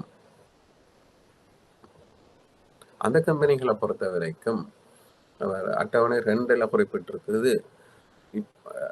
2018 6% 10% இருக்கணும், 2019 7% 11% இருக்கணும். இப்போ 2020 வந்து 8% 12% இருக்கணும். இதில் நீங்கள் பார்த்தீங்கன்னா 7% 11% இருந்தால் போதும். ஆனால் இது இப்போ இந்த 100 பில்லியனை விட கூடிய சொத்துள்ள கம்பெனிகளை பொறுத்த வரைக்கும் 8% 12% இருக்க வேணும். மேற்குறிப்பிட்ட பணிப்புரைகளுக்கு உரிமம் பெற்ற நிதியியல் நிறுவனங்கள் இணங்கி நடக்காத சந்தர்ப்பத்தில் பணிப்பாளர் பின்வருவனவற்றில் ஏதேனும் ஒன்று தொடர்பில் பலவற்றின் மீது நடவடிக்கைகளை எடுத்தல் வேண்டும். ஒன்று வந்து பங்குலாப பகிர்ந்தளிப்புகள் மீது அல்லது லாபங்களை இலங்கைக்கு வெளியில் அனுப்பும் நடவடிக்கைகள் மீது கட்டுப்பாடுகளை விதித்தல். அடுத்து வந்து ஒழுங்குமுறைப்படுத்தல் மூலதன நியமங்களை மேலும் மோசமடைய செய்யும் ஏதேனும் வியாபார நடவடிக்கைகளை இடைநிறுத்தல். இப்போ என்ன சொல்லுது, இப்போ நாங்கள் ஏற்கனவே பார்த்துருக்கோம் மைய மூலதனம் குறைவாக இருந்தால் சில கட்டுப்பாடுகளை விதிக்கலாம்னு சொல்லி பார்த்தினாங்க. இப்போ இதில் அந்த டைவான் மூலதன போதுமை விகிதம் என்று குறிப்பிடப்படுகின்ற விகிதங்கள் அடுக்கு 1 விகிதம் அடுக்கு 2 விகிதம் குறிப்பிட்ட அளவு பேணையில் என்று சொன்னாலும் சில கட்டுப்பாடுகளை விதிக்கலாம். அதனால் அதில் குறிப்பிட்ட மாதிரி ஒன்று வந்து பங்கு லாபங்கள் பகிர்ந்தளிக்கிறது பணிப்பாளர் இடைநிறுத்தலாம், அல்லாடி பகிர்ந்தளிக்கலாம். ஆனால் வெளிநாட்டு முதலீட்டாளர்களுக்கு வந்து அதை பகிர்ந்தளிக்கலாம். இப்போ பங்கு லாபங்கள் வந்து பகிர்ந்தளிக்க அது இலங்கைக்கு வெளியேறுறத வந்து அதை இடைநிறுத்தலாம். இப்போ லோக்கல் இருக்கிற ரெசிடென்ஸ் என்ன சொல்கிறது ரெசிடென்ஸ் ஷேர் ஹோல்டர்ஸுக்கு மட்டும்தான் பங்கு லாபம், ஃபாரினர்ஸுக்கு வந்து பங்கு லாபம் வழங்கலாது என்ற ஒரு ரெஸ்ட்ரிக்ஷனை போடலாம். அப்படி இல்லையா அதுக்கு மேலதிகமாக அல்லடி அதை செப்பரேட்டாகவே மூலதன நியமங்களை மேலும் மோசமடைய செய்யும் ஏதேனும் வியாபார நடவடிக்கைகளை இடைநிறுத்தலாம். இப்போ சில பிஸ்னஸ் இருக்குது. இப்போ நான் ஏற்கனவே சொன்ன மாதிரி இப்போ சில பிரான்ச்சில் வந்து பிஸ்னஸே இல்லை, அப்போ அந்த பிரான்ச்சையே க்ளோஸ் பண்ண சொல்லலாம். அதால் நட்டம் தான் வந்து கொண்டிருக்குன்னு சொன்னால் தொடர்ச்சியாக நட்டம் உழைச்சி கொண்டிருக்கிற ஏதாவது ஒரு கிளையை வந்து மூட சொல்லலாம். அப்படி இல்லாட்டி நாங்கள் ஏற்கனவே பார்த்த மாதிரி ஏதாவது ஜாயின்ட் வெஞ்சர் ஒன்றுக்கு ஈடுபடுறத அந்த ஈடுபட முயற்சித்தா அந்த ஜாயின்ட் வெஞ்சரால் சில நேரம் நட்டம் ஏற்படும் என்று சொல்லி மத்திய வங்கி கருத்து வச்சேன்டா. இந்த நிறுவனம் இல்லை, அந்த நிறுவனம் நட்டம் ஏற்படும் கருதினா அந்த ஜாயின் வெஞ்சருக்கே போகாது. ஆனா அந்த நிறுவனம் போகுது. ஆனா மத்திய வங்கி அதை இவாலுவேட் பண்ணி பார்க்கும். இவ்வாறான சந்தர்ப்பத்துல சும்மா நேரத்துல அதுல இப்போ என்ன ஃபீசிபிலிட்டி ஸ்டடீஸ்ன்னு சொல்லுவோம், அதாவது ஏழுமை தன்மை, அது எவ்வாறு அது லாபம் உழைக்குமா இல்லையான்னு சொல்லி பார்க்கறது அது பார்க்கும். அவ்வாறு பார்க்கக்குள்ள அது லாபம் உழைக்காது என்று சொல்லி கருதினா மத்திய வங்கி என்ன செய்யும், அந்த வியாபார நடவடிக்கைகளையும் வந்து இடைநிறுத்தலாம். என்னடா அது அவ்வாறு செய்யறதால பிறகு லாபம் குறையும். லாபம் குறைஞ்சா என்ன செய்யும், ஆட்டோமேட்டிக்கா திருப்பி இந்த ரேஷியோஸ் குறையும். இப்ப லாபம் இப்ப நாங்க பார்த்திருக்கோம், மைய மூலதனத்தின் ஒரு கூறு வந்து லாபம். அப்ப அந்த லாபம் வந்து ஏதாவது ஒரு நடவடிக்கையால குறையும் என்று சொன்னா அது வந்து கட்டாயம் மைய மூலதனத்தை இன்னும் குறைக்கும். அப்ப அதுக்காண்டித்தான் இந்த என்ன சொல்ற ரெஸ்ட்ரிக்ஷன்ஸ், கட்டுப்பாடுகளை மத்திய வங்கி விதிக்கிறது. அப்ப குறிப்பிட்ட அளவு பெர்சன்டேஜுக்கு மேலேன்னா மத்திய வங்கி பிரச்சனை இல்லை. 7 இப்போ 8 12 இருக்கணும். மத்திய ஒரு நிறுவனத்துல 9 13 இருக்கு, இல்லாட்டி 9 12 இருக்கு. அப்படின்னா ஒரு பிரச்சனையும் இல்லை. அவர்கள் வந்து சாதாரணமாக வியாபார நடவடிக்கைகள்ல எல்லாத்துலேயும் ஈடுபடலாம். மத்திய வங்கி அதுக்கு சாதாரணமாக கட்டுப்பாடுகளை விதிக்காது. ஆனா இப்ப எந்த மைய மூலதனம் இருக்கு, எல்லாம் பெர்ஃபெக்டா இருக்குது. ஆனா அந்த நிறுவனம் பிரான்ச் நெட்வொர்க் புதுசா ஒரு பிரான்ச்சுக்கு அனுமதி பெறுவதற்காக விண்ணப்பிக்குது. அப்ப அனுமதி பெறுவதற்காக விண்ணப்பிச்ச அந்த நேரத்திலையும் இந்த கட்டுப்பாடுகளை விதிக்கணும்ன்றது இல்லை.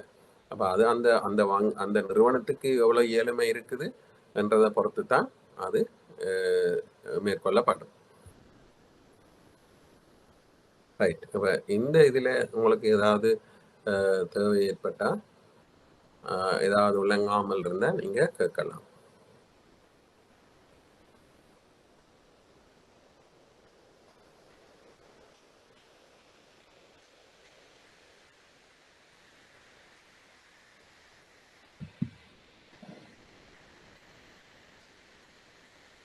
ஓகே, நாங்கள் அடுத்த பணிப்புரையை பார்க்குறதுக்கு மேலே ஒரு 1 மினிட். அடுத்த பணிப்புரையை நாங்கள் பார்க்குறதுக்கு போகலாம். அப்போ இப்போ இது வரைக்கும் நாங்கள் சில குறிப்பிட்ட பணிப்புரைகள் பார்த்துட்டோம். இப்போ நான் சொன்ன இதில் என்ன சொல்கிறது, பிரான்ச் நெட்வொர்க்கை சாதாரணமாக அவர்கள் அதிகரிக்கிறதுக்கும் எல்லா எல்லா தேவைப்பாடுகளும் கொண்டிருக்கிற ஒரு நிறுவனம் சாதாரணமாக வியாபார நடவடிக்கையை அதிகரிக்கிறதுக்காக பிரான்ச் புதிதாக கிளைகளை ஆரம்பிப்பதற்காக முயற்சித்தாலும் அப்பவும் மத்திய வங்கியின் அனுமதி பற்றித்தான் எந்த சாதாரணமாக செயற்பட்டாலும் சரி, மூலதன தேவைப்பாடுகளில் இருக்கிற குறைபாடுகளோட செயற்பட்டாலும் சரி, அந்த நிறுவனம் வந்து புதிதாக கிளைகளை ஆரம்பிக்கிறேன்னு சொன்னால் அந்த கிளைகளை ஆரம்பிப்பதற்கு முதல் மத்திய வங்கிட்ட அனுமதி பெறணும். அதுக்குண்டே தனியொரு பணிப்புரை இருக்குது. நாங்கள் அதுகள் பார்க்க போகிற இல்லை. என்னடா இதுக்கு பல பணிப்புரைகள் மத்திய வங்கி வெளியிட்டு இருக்குது. அது அந்த நிறுவனங்கள், நிதி நிறுவனங்களோட செயற்பாடுகள் சம்பந்தமாக.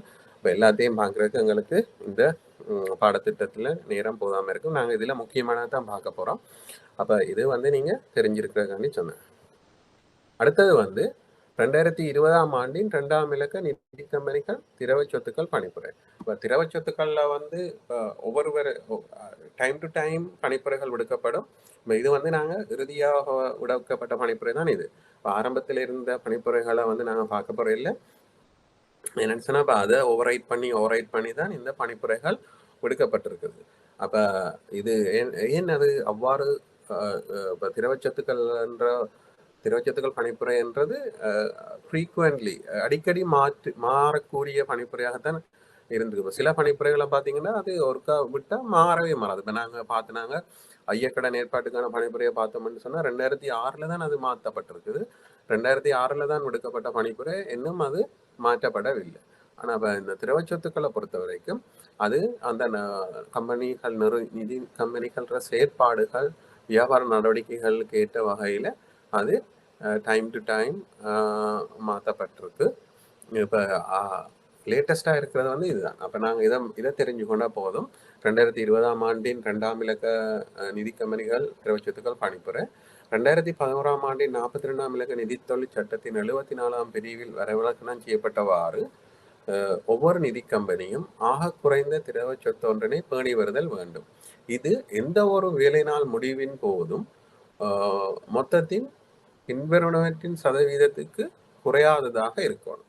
அப்போ என்ன என்ன இதுன்னு சொன்னால், சட்டத்திலேயே நான் முதலே சொல்லியிருக்கேன். இப்போ 2011ஆம் ஆண்டின் 42ஆம் இலக்க நிதித்தொழில் சட்டம் வந்து அந்த 1988ஆம் ஆண்டு நிதி கம்பெனிகள் சட்டத்தில் இருந்து சில குறைபாடுகள் காரணமாகத்தான் இந்த பொதுச்சட்டம் உருவாக்கப்பட்டது.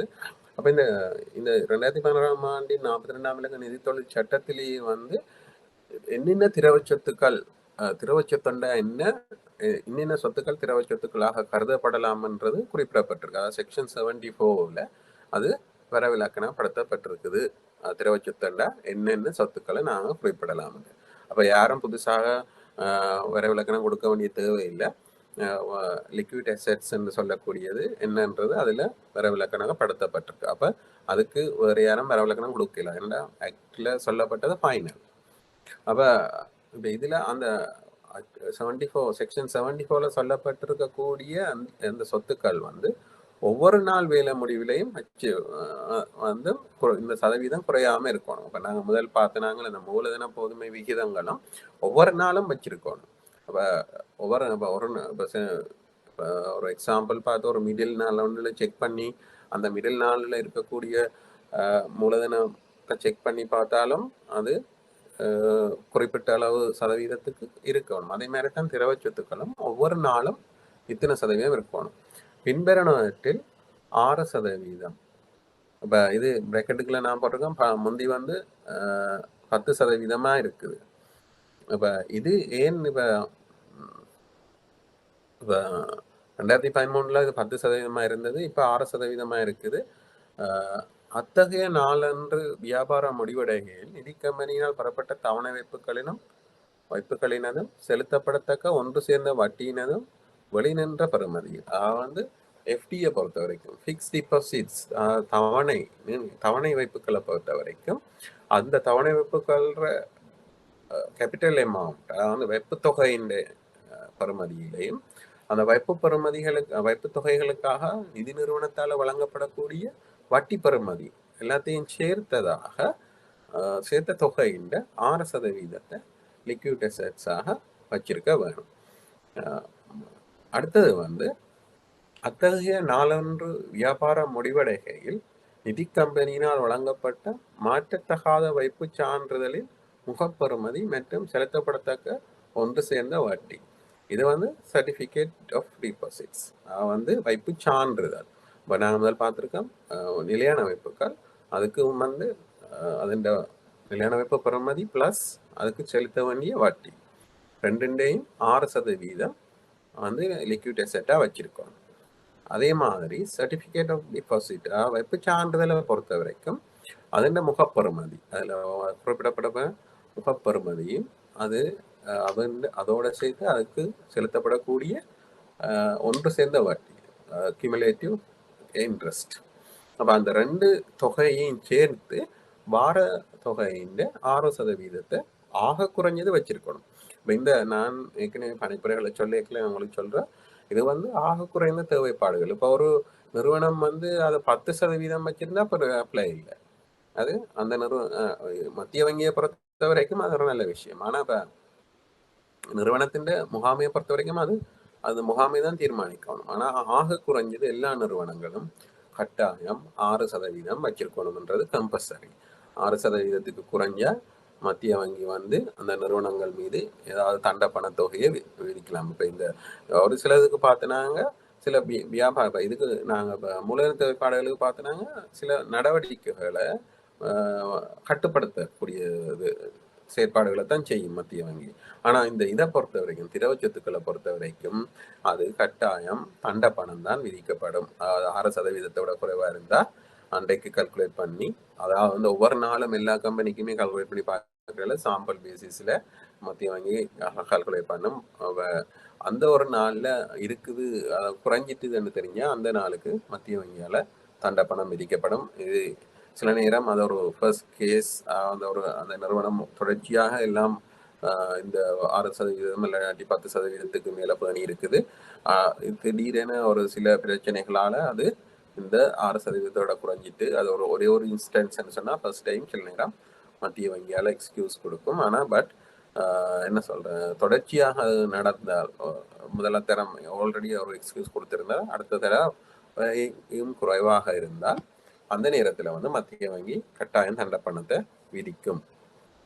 தொடர்ச்சியாக பிறகு சரி தண்டப்பணத்தை காட்டிட்டு நாங்கள் பேசாமல் இருக்கலாம்னு சில நிறுவனங்கள் நினைத்து தொடர்ச்சியாக அவ்வாறு இருந்தால் அது வேறு வேறு நடவடிக்கைகளை, அது மேற்சொன்ன மாதிரி வேறு கட்டுப்பாடுகளை விதிக்கிறது, இல்லாட்டி வியாபாரத்தையே இடைநிறுத்துகிற செயற்பாடுகள் மத்திய வங்கி ஈடுபட முயற்சிக்கும். அப்போ அதுகளை நாங்கள் விளங்கி கொள்ளணும்.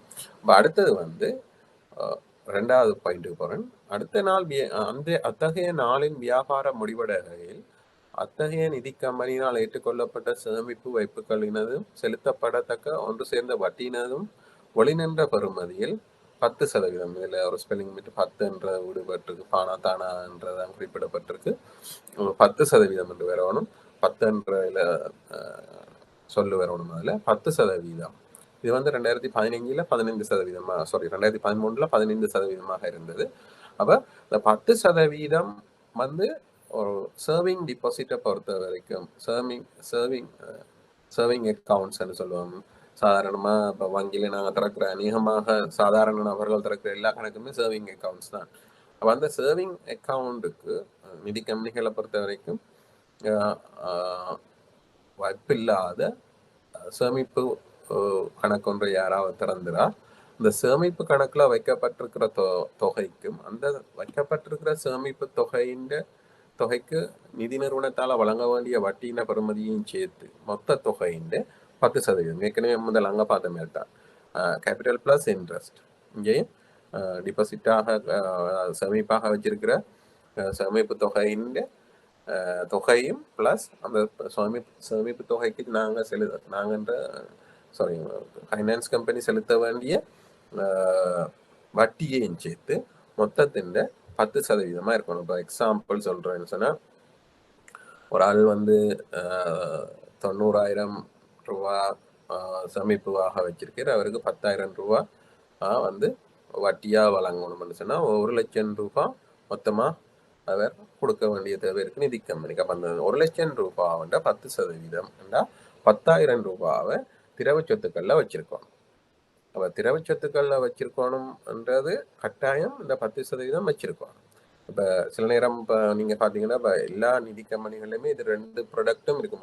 இதில் 1, 2 குறிப்பிட்டிருக்க. முதலாவது வந்து நீண்ட கால வைப்புகளை தான் குறைக்கும். அப்போ fix deposit deposit of certificate. அப்போ அதை பொறுத்த வரைக்கும் 6%. அப்போ இது இத்தகைய நாள் முடிவில், அதாவது இந்த சேமிப்பு வைப்புகளை பொறுத்த வரைக்கும் 10%. இது 2013 வந்து சாதாரணமாக 2013ஆம் ஆண்டில் திருத்தின நிதி கம்பெனிகள் திரவச்சொத்து பணிப்புரை 2013 விடுக்கப்பட்ட பணிப்புரை தான் 10%. அதாவது 2020ஆம் ஆண்டு வரைக்கும் இந்த சதவீதங்கள் தான் இருந்தது, 10%, 15%. இது வந்து ரிவைஸ் பண்ணப்பட்டிருக்குது. அந்த சந்தை நிலவரங்களுக்கு ஏற்ற வகையில் இது மாற்றப்பட்டது. என்னென்னு சொன்னால் 2020ஆம் ஆண்டில் ஏற்பட்ட இந்த கோவிட் பிரச்சனையால் இந்த சதவீதம் குறைக்கப்பட்டது. சில நேரம் இந்த கோவிட் பிரச்சனை தொடர்ச்சியாக அடுத்த வருடங்களில் முடிவடைஞ்சால் சில நேரம் அடுத்த வருடங்களில் இந்த திரவச்சத்து பணிபுரை மீளவும் திருத்தப்படலாம். அப்போ இப்போ கரண்டாக இருக்கிற சதவீதத்தை நாங்கள் இப்போ பார்க்குறோம். இப்போ 2019 வரைக்கும் இது 10%, 15% இருந்தது. ஏன் இதை வச்சிருக்கணும் திரவச்சத்துக்களை மத்திய இந்த நிதி கம்பெனிகள் ஏன் வச்சிருக்கணும் என்று சொன்னால், அதை மத்திய வங்கி வந்து பொதுமக்கள் பாதுகாப்பாக, அதாவது நான் ஏற்கனவே சொல்லியிருக்கேன், இது பொதுமக்கள பணம், அதை பாதுகாக்கிறதுக்குரிய நடவடிக்கைகளாக தான் மத்திய வங்கி தன்னுடைய மேற்பார்வை ஒழுங்குபடுத்தல்களை செய்யுது. இப்போ பொதுமக்கள பணத்தை பாதுகாக்கணும் என்று சொன்னால், இப்போ நிறுவனங்களை பொறுத்த வரைக்கும், நிதி நிறுவனங்களை பொறுத்த வரைக்கும் அவர்களுக்கு லாபம் அளிக்கிறது தான் முக்கியம். பொதுமக்கள பணத்தை பாதுகாக்கணும் நாங்கள் இதண்டோணும்ன்றது அவர்களுக்கு முக்கியமான விடயம் இல்லை. அவர்களை பொறுத்த வரைக்கும் அது ஒரு கம்பெனி. நாங்கள் வார இன்வெஸ்ட் அவர்களை பொறுத்த வரைக்கும் வாடிக்கையாளர்களுக்கு நாங்கள் வட்டி வழங்கணும். வட்டி வழங்கணும்னா நாங்கள் அதை இன்வெஸ்ட் பண்ணணும். அப்போ அவர்களை பொறுத்த வரைக்கும் அவர்கள் வாடிக்கையாளர்களுக்கு வட்டி வழங்க வேண்டிய தேவை இருக்குது. வந்து அவர்கள் எடுக்கிற ஃபண்டுக்கு ஒரு காஸ்ட் இருக்கு. அதாவது காஸ்ட் எல்லா ஃபண்டுக்குமே அவர்களுக்கு ஒரு செலவு இருக்குது. அப்போ அந்த செலவை வந்து அவர்கள் ஈடு செய்யக்கூடிய வகையில் லாபத்தை உழைக்கன்றதுதான் அவர்களோட குறிக்கோளாக இருக்கும். அப்போ அவர்கள் என்ன செய்யணும், 100% முதலீடு செய்து அதிலிருந்து லாபத்தை உழைக்கத்தான் முயற்சிப்பார்கள். ஆனால் அந்த முதலீடு என்னென்ன துறைகளில் செய்கிறதுன்றதை மத்திய வங்கி வகைப்படுத்துது. குறைஞ்சது 10%, குறைஞ்சது 6%, இல்லாட்டி இதை பொறுத்த வரைக்கும் 10% அவர்கள் இந்த திரவ சொத்துக்கள்னு குறிப்பிடுற சொத்துக்கள்ல மட்டும்தான் முதலீடு செய்யணும். வேறு இதுகளில் முதலீடு செய்யக்கூடாது. பேலன்ஸ் மிச்சம் 94% இல்லாட்டி மிச்சம் 90% வந்து அவர்கள் விரும்பிய மாதிரி அதிக லாபம் உழைக்கிற சொத்துக்கள்ல முதலீடு செய்யலாம். இப்ப திரவ சொத்துக்களாக வச்சிருக்கிற சொத்துக்களை பார்த்தீங்கன்னா இதோட லாபத்தின் பெறுமதி வந்து அவர்கள் அந்த சொத்துக்கள்ல வச்சிருக்கிறதால அவர்களுக்கு கிடைக்கக்கூடிய லாபத்தின் பெறுமதி வந்து மிக குறைவு. இப்ப நீங்க என்னென்ன சொத்து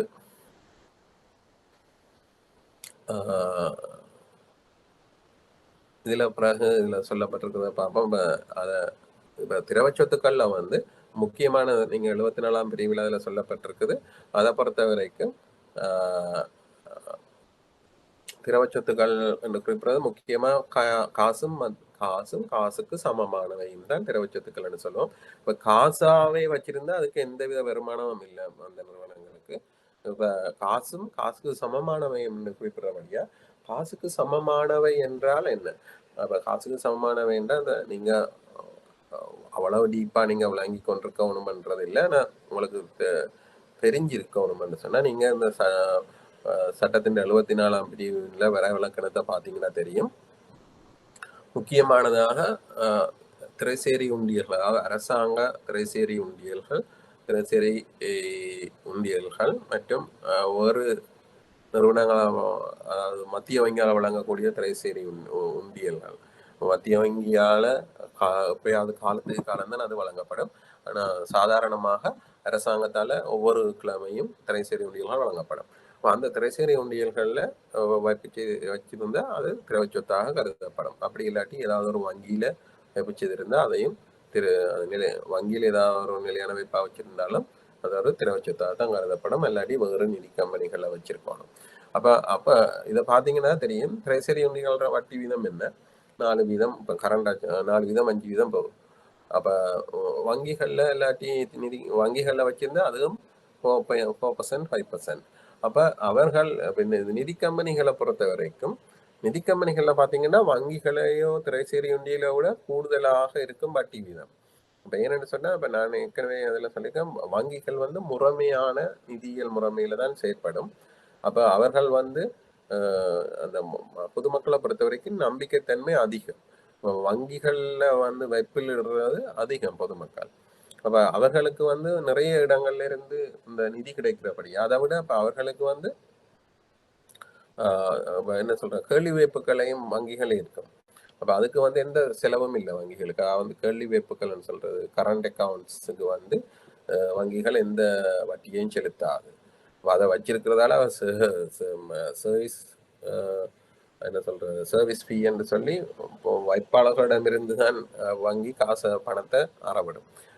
வங்கி அதுக்காண்டி எந்த இதையும் செலுத்தாது. அப்ப பிஸ்னஸ் செய்கிற ஆக்களாக இருக்கலாம், இல்லாட்டி நாளாந்த கொடுக்கல் வாங்கல்களில் ஈடுபடுற ஆக்கள் என்ன செய்யணும், கரண்ட் அக்கௌண்ட்டை மெயின்டைன் பண்ணிடணும். அப்போ அதில் இருக்கிற பணம் வந்து எந்தவித காஸ்ட்டும் இல்லை. அந்த பணத்துக்கு காஸ்ட் ஆஃப் ஃபண்ட் அது இல்லை அதுக்கு. அப்போ அவ்வாறான இதில் வந்து வங்கிகள் வந்து இலகுவாக அந்த வைப்புக்களை வந்து பெற்றுக்கொள்கிற தன்மை இருக்குது. என்னன்னா அது வங்கிகளோட நம்பகத்தன்மையும் அது ஒரு முறைமையான நிதியியல் முறையாகத்தான் செயற்படும் என்ற ஒரு நம்பிக்கை அடிப்படையிலையும் அப்போ பொதுமக்களும் வந்து அங்கே கூடுதலாக வைப்பில் செய்யணும். அப்போ வைப்புகளை ஈர்க்க வேண்டிய தன்மை வந்து தேவைப்பாடு வந்து வங்கிகளுக்கு இல்லை. அதனாடி வங்கிகள் வந்து குறைந்தளவான வட்டியைத்தான் வந்து டெஷரி பில்லோட சேர்த்து கிட்டத்தட்ட இருக்கக்கூடிய வட்டி விதங்களை தான் வழங்குவாங்க. நீங்கள் பார்த்தீங்கன்னா டெஷரி பில்ஸும் அரௌண்ட் 4%, 4.3% அப்படி இருக்குது. ஆனால் வங்கிகள்லையும் 4%லேருந்து 5% மட்டும்தான் 3 மாதம் 6 மாதம் ஒரு வருடங்களுக்குரிய வட்டி வீதம் இருக்குது. ஆனால் இப்போ நிதி கம்பெனிகளை பார்த்தீங்கன்னு சொன்னால் அங்கே 6 வீதம் 7 வீதம் இருக்கும். ஏன்னு சொன்னால் நிதி கம்பெனிகளை பொறுத்த வரைக்கும் பொதுமக்களை தங்கள் பக்கம் ஈர்க்க வேண்டிய தேவை இருக்குது. அப்போ அவர்கள் என்ன செய்யணும்னு சொன்னால், அப்போ வங்கிகளை விட அதிகமாக வட்டியை வழங்கினா தான் பொதுமக்கள் அங்கே போய் வைப்பில் இடுவினோம். வங்கியிலையும் ஒரு 5%, நிதி கம்பெனிகள்லையும் 5% என்ன செய்யணும், எல்லாருமே போய் வங்கியை தான் தெரிவு செய்யணும். ஏன்னா பொதுமக்களை பொறுத்த வரைக்கும் வங்கிகள் நிதி கம்பெனிகளை விட நம்பகத்தன்மை வாய்ந்த நிறுவனங்கள். அப்ப அவர்கள் என்ன செய்யணும், வங்கிகளில் வைப்பில் எடுக்கணும். அதால இந்த நிதி கம்பெனிகளுக்கு கிடைக்கக்கூடிய வைப்புகள் பெறுமதி குறைவாக இருக்கும். அந்த வைப்புகளை ஈர்க்க வேண்டிய தேவை நிதி கம்பெனிகளுக்கு இருக்குது. அப்ப நிதி கம்பெனிகள் வைப்புகளை ஈர்ப்பதற்காக குறைந்தது 1%, 2% கூடுதலாகத்தான் இருக்கும். இப்ப இங்க வங்கிகள் 5% இருந்தா நிதி கம்பெனிகள் 6 அல்லது 7% இருக்கும் வைப்புக்கு வழங்குற வட்டி. நீங்க அதை மார்க்கெட்ல பாத்தீங்கன்னா தெரியும். அப்ப அட்வர்டைஸ்மெண்ட்ஸ் அதில் பார்த்தாலே தெரியும்.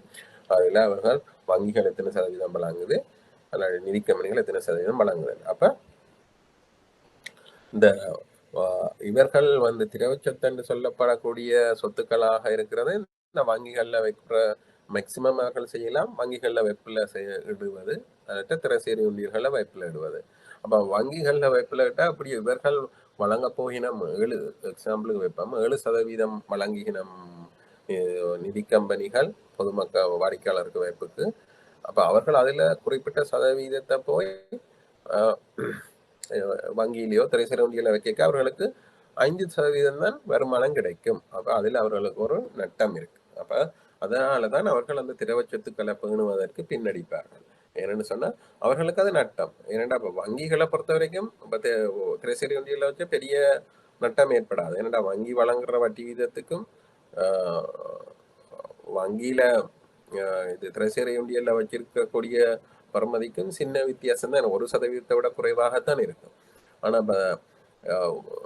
நிதி கம்பெனிகளை பொறுத்த வரைக்கும் பார்த்தோம்னு சொன்னா அங்கு ரெண்டுக்கும் இடைப்பட்ட நிதி கம்பெனி வழங்குற வட்டி இந்த சதவீதத்துக்கும் திரைசேரி உண்டியலால கிடைக்கக்கூடிய வட்டி வருமானத்துக்கும் இடையில பாத்தீங்கன்னா 2%, 3% வித்தியாசத்துக்கிட்டே இருக்கும். அப்ப அது அவர்களுக்கு ஒரு பெரிய லொஸ்ஸா இருக்கும் நிதி கம்பெனிகளை பொறுத்த வரைக்கும். அதாலதான் அவர்கள் அதை வச்சிருக்க விரும்புறேன். அவர்கள் அதை கடனாக வழங்கிக்கணும்னு சொன்னா அந்த 6%த்தையும் பொதுமக்களுக்கு வேறு நிறுவனங்களுக்கு அதை கடனாக வழங்கிக்கணும்னா அவர்கள் அதை 12%, 14% வழங்கலாம். அப்ப அவர்கள் அந்த 12, 14% அல்லது 16 லீசிங் என்று போனா 15%. ஒரு ப்ராடக்டையும் 15 எக்ஸாம்பிளுக்கு நாங்க 12% வைப்போம். இப்ப 12%க்கு அவர்கள் அதை வழங்கிக்கணும். கடனாக வழங்கக்கூடிய ஒரு சொத்தை அவர்கள் வச்சிருக்க வேணும் 6%. அப்ப அதுல கிட்டத்தட்ட அவர்களுக்கு ப்ளஸ் பாத்தீங்கன்னா 6% இருக்கு. ஆனா அதே கட்டாயம் அவர்கள் வச்சிருக்கோம். அப்ப அவர்கள் சாதாரணமா அவ்வாறு வச்சிருக்க மாட்டோம். என்ன இப்படி ஒரு டிரெக்ஷன் இஷ்யூ பண்ணலைன்னா அவர் திரவச்சத்தை வச்சே இருக்க மாட்டோம். அவர்கள் எல்லாத்தையுமே கடனா வழங்குறதா முயற்சிக்கிறோம். அவ்வாறு நடந்தா என்ன நடக்கும், கம்பெனிகள் முறையக்கூடிய சாத்தியக்கூறுகள் அதிகமாக ஏன்னா கம்பெனி என்ன செய்யும், நிதி கம்பெனி அதிகமாக லாபம் வாரதில் முழு பெறுமதியுமே கடனாகவோ அல்லது வேறு அதிக லாபம் அளிக்கக்கூடிய முதலீடுகள்ல முதலிட்டா வைப்பாளர்கள் திடீரென மீளப்பெற வலிக்கிட்டா அவர்களால அந்த மீளப்பொருகைகளை செலுத்த முடியாமல் இருக்கு. உதாரணமா இப்ப நீங்க பாத்தீங்கன்னா முந்தி எஃப்டி பிக்ஸ் டிபாசிட்ல போட்டா உடனடியாக அதுக்கு பேரே பிக்ஸ் டிபாசிட் நிலையான. ஆனா அது அந்த ப்ராடக்ட் இப்ப என்ன சொல்றது, இப்ப எல்லா வளர்ச்சி அடைகிற மாதிரி அந்த ப்ராடக்டும் இதாண்டிட்டு அதுல கண்டிஷன்ஸே அது கேட்ட உடனே வழங்கத்தான் வேணும். அதை என்ன சொல்ற, வாடிக்கையாளர் அதை மீளப்பெறணும் சொல்லி கேட்டா அதை வழங்கணும். ஆனா அதுக்கு வட்டிய உடனே அந்த முதிர்வு தன் காலம் வரை காத்திருந்தால் தான் வட்டி பெறுமதி முழுமையாக வழங்கப்படும். முதிர்வுக்கு முதலே அவர் அதை மீளப்பெறல அதை வட்டியை வழங்காம விடலாம். ஆனா அவரோட கேபிட்டல் அமௌண்ட் கட்டாயம் வழங்கும்.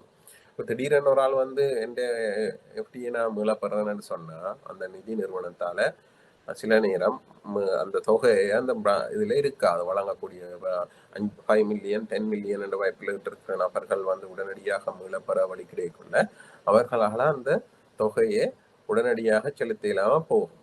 அப்ப அந்த அவ்வாறான ஒரு நிலைமை ஏற்படக்கூடாது என்பதற்காகத்தான் அவ்வாறு மத்திய வங்கி என்ன செய்யுது, குறைஞ்சது நீங்க இத்தனை சதவீதத்தை திரவ சொத்துல வச்சிருக்கணும்னு சொல்லி சொல்லுது. அப்ப அதை தெளிவாக விளங்கிக் கொள்ளணும். அது சொல்லப்படுற தேவைப்பாடுகள் ஏன்னு சொல்லி. அப்ப மத்திய வங்கியை நான் ஏற்கனவே சொல்லியிருக்கேன், மத்திய வங்கியை பொறுத்த வரைக்கும் பொதுமக்கள் பாதுகாப்பு தான் பிரதானம். அப்ப அப்ப அதற்காக தான் இந்த பணிப்புரைகளை விடுத்திருக்குது. அப்ப இதை குறைந்தபட்சம் நிதி நிறுவனங்கள் கட்டாயம் பேண வேண்டிய தேவை இருக்குது. அவ்வாறு இல்லை, அவர்கள் பேண இல்லை, அப்படி ஒன்று இல்லை என்று வச்சுக்கொண்டோம்னா அவர்களும் வந்து பேண போறே இல்லை.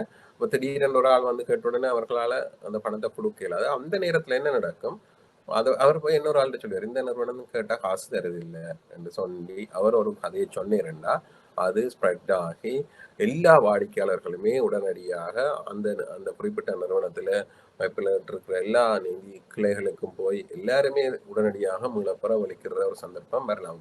இப்போ ஒரு ஆளுக்கு நடந்த பிரச்சனை இல்லை, எல்லா பிரான்ச்லையும் இப்போ அவர்கள் இந்த திரவச்சத்து பணிப்புரை என்ற ஒன்று இல்லாம எல்லாத்தையுமே திரவச்சத்துல இப்போ பணிப்புரை இல்லாம சில நிறுவனங்கள் தாங்களாக நாங்க என்ன சொல்ற முகாமைத்துவ தீர்மானத்தின் அடிப்படையில வச்சிருக்குது. ஆனா சில நிறுவனங்கள் அப்படி இல்லை, எல்லாத்தையுமே லாபம் விளைக்கிற நோக்காக வேறு முதலீடுகள்ல முதலிட்டு இருந்தா 4-5 இடங்கள்ல போய் வாடிக்கையாளர் உடனடியாக வைப்புகளை மீளப்பெற விரும்பினால் அந்த நேரத்தில் அவர்களுக்கு அந்த வைப்புகளை மீள செலுத்த இல்லாத சந்தர்ப்பம் இருந்தால் அவ்வாறு அந்த வாடிக்கையாளர் என்ன செய்யணும், எல்லாருக்கும் அந்த கதையை சொல்லிடணும். அப்படி சொல்றதால 5-6 இடங்கள்ல இது நடக்குது. ஓகே, அப்ப இது இப்ப பிரச்சனை இருக்குன்னுட்டு என்ன செய்யணும், எல்லா வாடிக்கையாளரும் உடனடியாக மீளப்பெற வழிக்கிடணும். அவ்வாறு மீளப்பெற வழிக்கிட்டால் அந்த நிறுவனம் உடனடியாக என்ன செய்யும், யாராலையுமே உடனே அவ்வளவு தொகையை செலுத்தலாம். இப்ப ஒரு ஆள் 2 பேர் கேட்டா பிரச்சனை இல்லை. இப்ப திரவச்சொத்து வச்சிருந்தாலுமே இப்ப திரவச்சொத்தையே 6% தான் வச்சிருக்கோம் சொல்லி மத்திய வங்கியே சொல்லுது.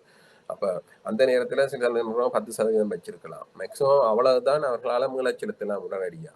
இப்ப அரைவாசி வாடிக்கையாளரும் கிட்டத்தட்ட தங்களுடைய வைப்புகளை மூலத்தர சொல்லி கேட்டா உடனடியாக எந்த நிறுவனத்தாலையும் வழங்கலாது. அப்ப அதான் அவ்வாறு ஒரு பேனிக் வராமல் இருக்கணும்ன்றதுக்காகத்தான் மத்திய வங்கி குறைந்தது 6% வச்சிருங்கன்னு சொல்லுது, இல்லாட்டி 10% வச்சிருங்கன்னு சொல்லுது. அப்ப அதை வச்சிருந்தா ஓரளவுக்கு பிரச்சனை இல்லாம அவர்களால செயற்பாடுகளை மேற்கொள்ள முடியும். அவ்வாறு இல்லை, எங்களுக்கு இது நட்டம், இதை விட நாங்கள் அதிக லாபத்தில் உழைக்கலாம்னு சொல்லி வேறு முதலீடுகள்ல முதலிட்டால் வாடிக்கையாளர் கேட்க உடனடியாக செலுத்திலாத நிலைமை வந்தா வாடிக்கையாளர் பனிக்காகி அந்த நிறுவனமே முறிவடைகிற நிலைமைக்கு போகும்.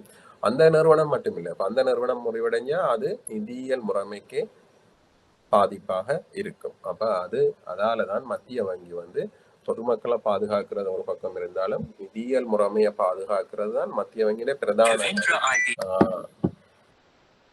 அப்ப திரவச்சத்துக்களை பேண வேண்டிய தேவைப்பாடு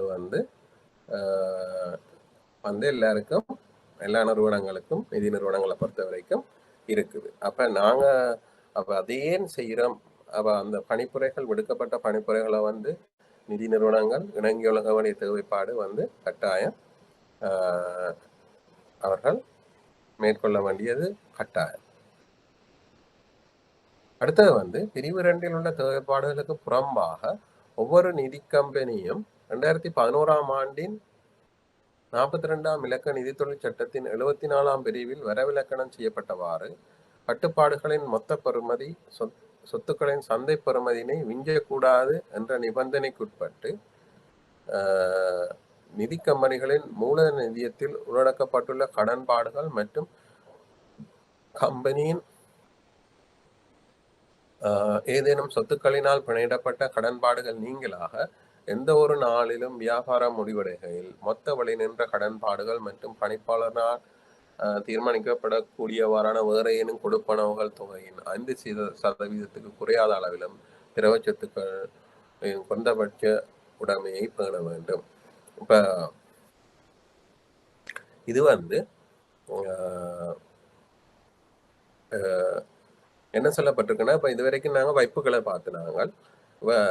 நிதி கம்பெனிகள் வைப்புகளை மட்டும் இல்லை, என்ன செய்யுது, கடன்களையும் பெறுது.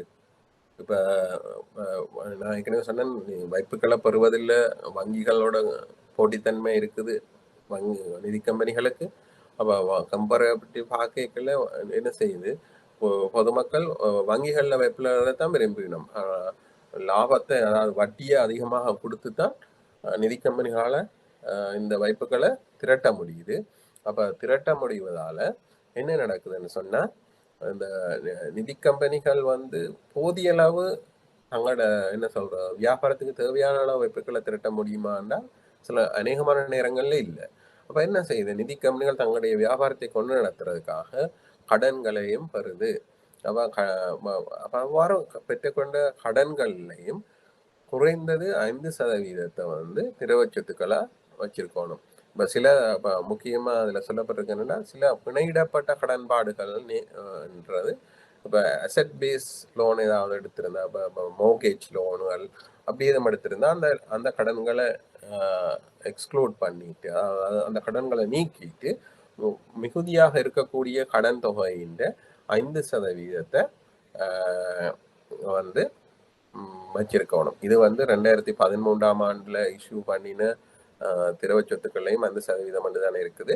அப்ப இந்த இந்த பணிப்புரை வந்து 2020ஆம் ஆண்டுக்காக ஒடுக்கப்பட்ட பணிப்புரை தான். இது 6 மாதங்கள செயற்பாட்டில் இருக்கும் என்று குறிப்பிடப்பட்டிருந்தாலும் தொடர்ச்சியாக இது இந்த கோவிட் பிரச்சனைகளை இது நடைமுறையில இருக்குது. ஆனால் அந்த நடைமுறை, இந்த கோவிட் பிரச்சனைகள் முடிந்த பிற்பாடு மீண்டும் இந்த பணிப்புரை வந்து திருத்தி அமைக்கப்படும். அப்ப இந்த திரவ சொத்துக்கள் பணிப்புரை வந்து சாதாரண நிலைமையில 2013ஆம் ஆண்டுல ஒடுக்கப்பட்ட பணிப்புரையின்படி 10% இருக்கும் நிலையான சொத்துக்கு சேமிப்பு வைப்புக்கு 15% இருக்கும். அடுத்தது வந்து கடன்களை பொறுத்த வரைக்கும் 5% இருக்கும். அப்ப ஏன் இந்த திரவ சொத்து பணிப்புரை விடுக்கப்படுது என்றது நீங்க தெளிவாக விளங்கிக் கொள்ள வேணும். இன்னைக்கு நாங்க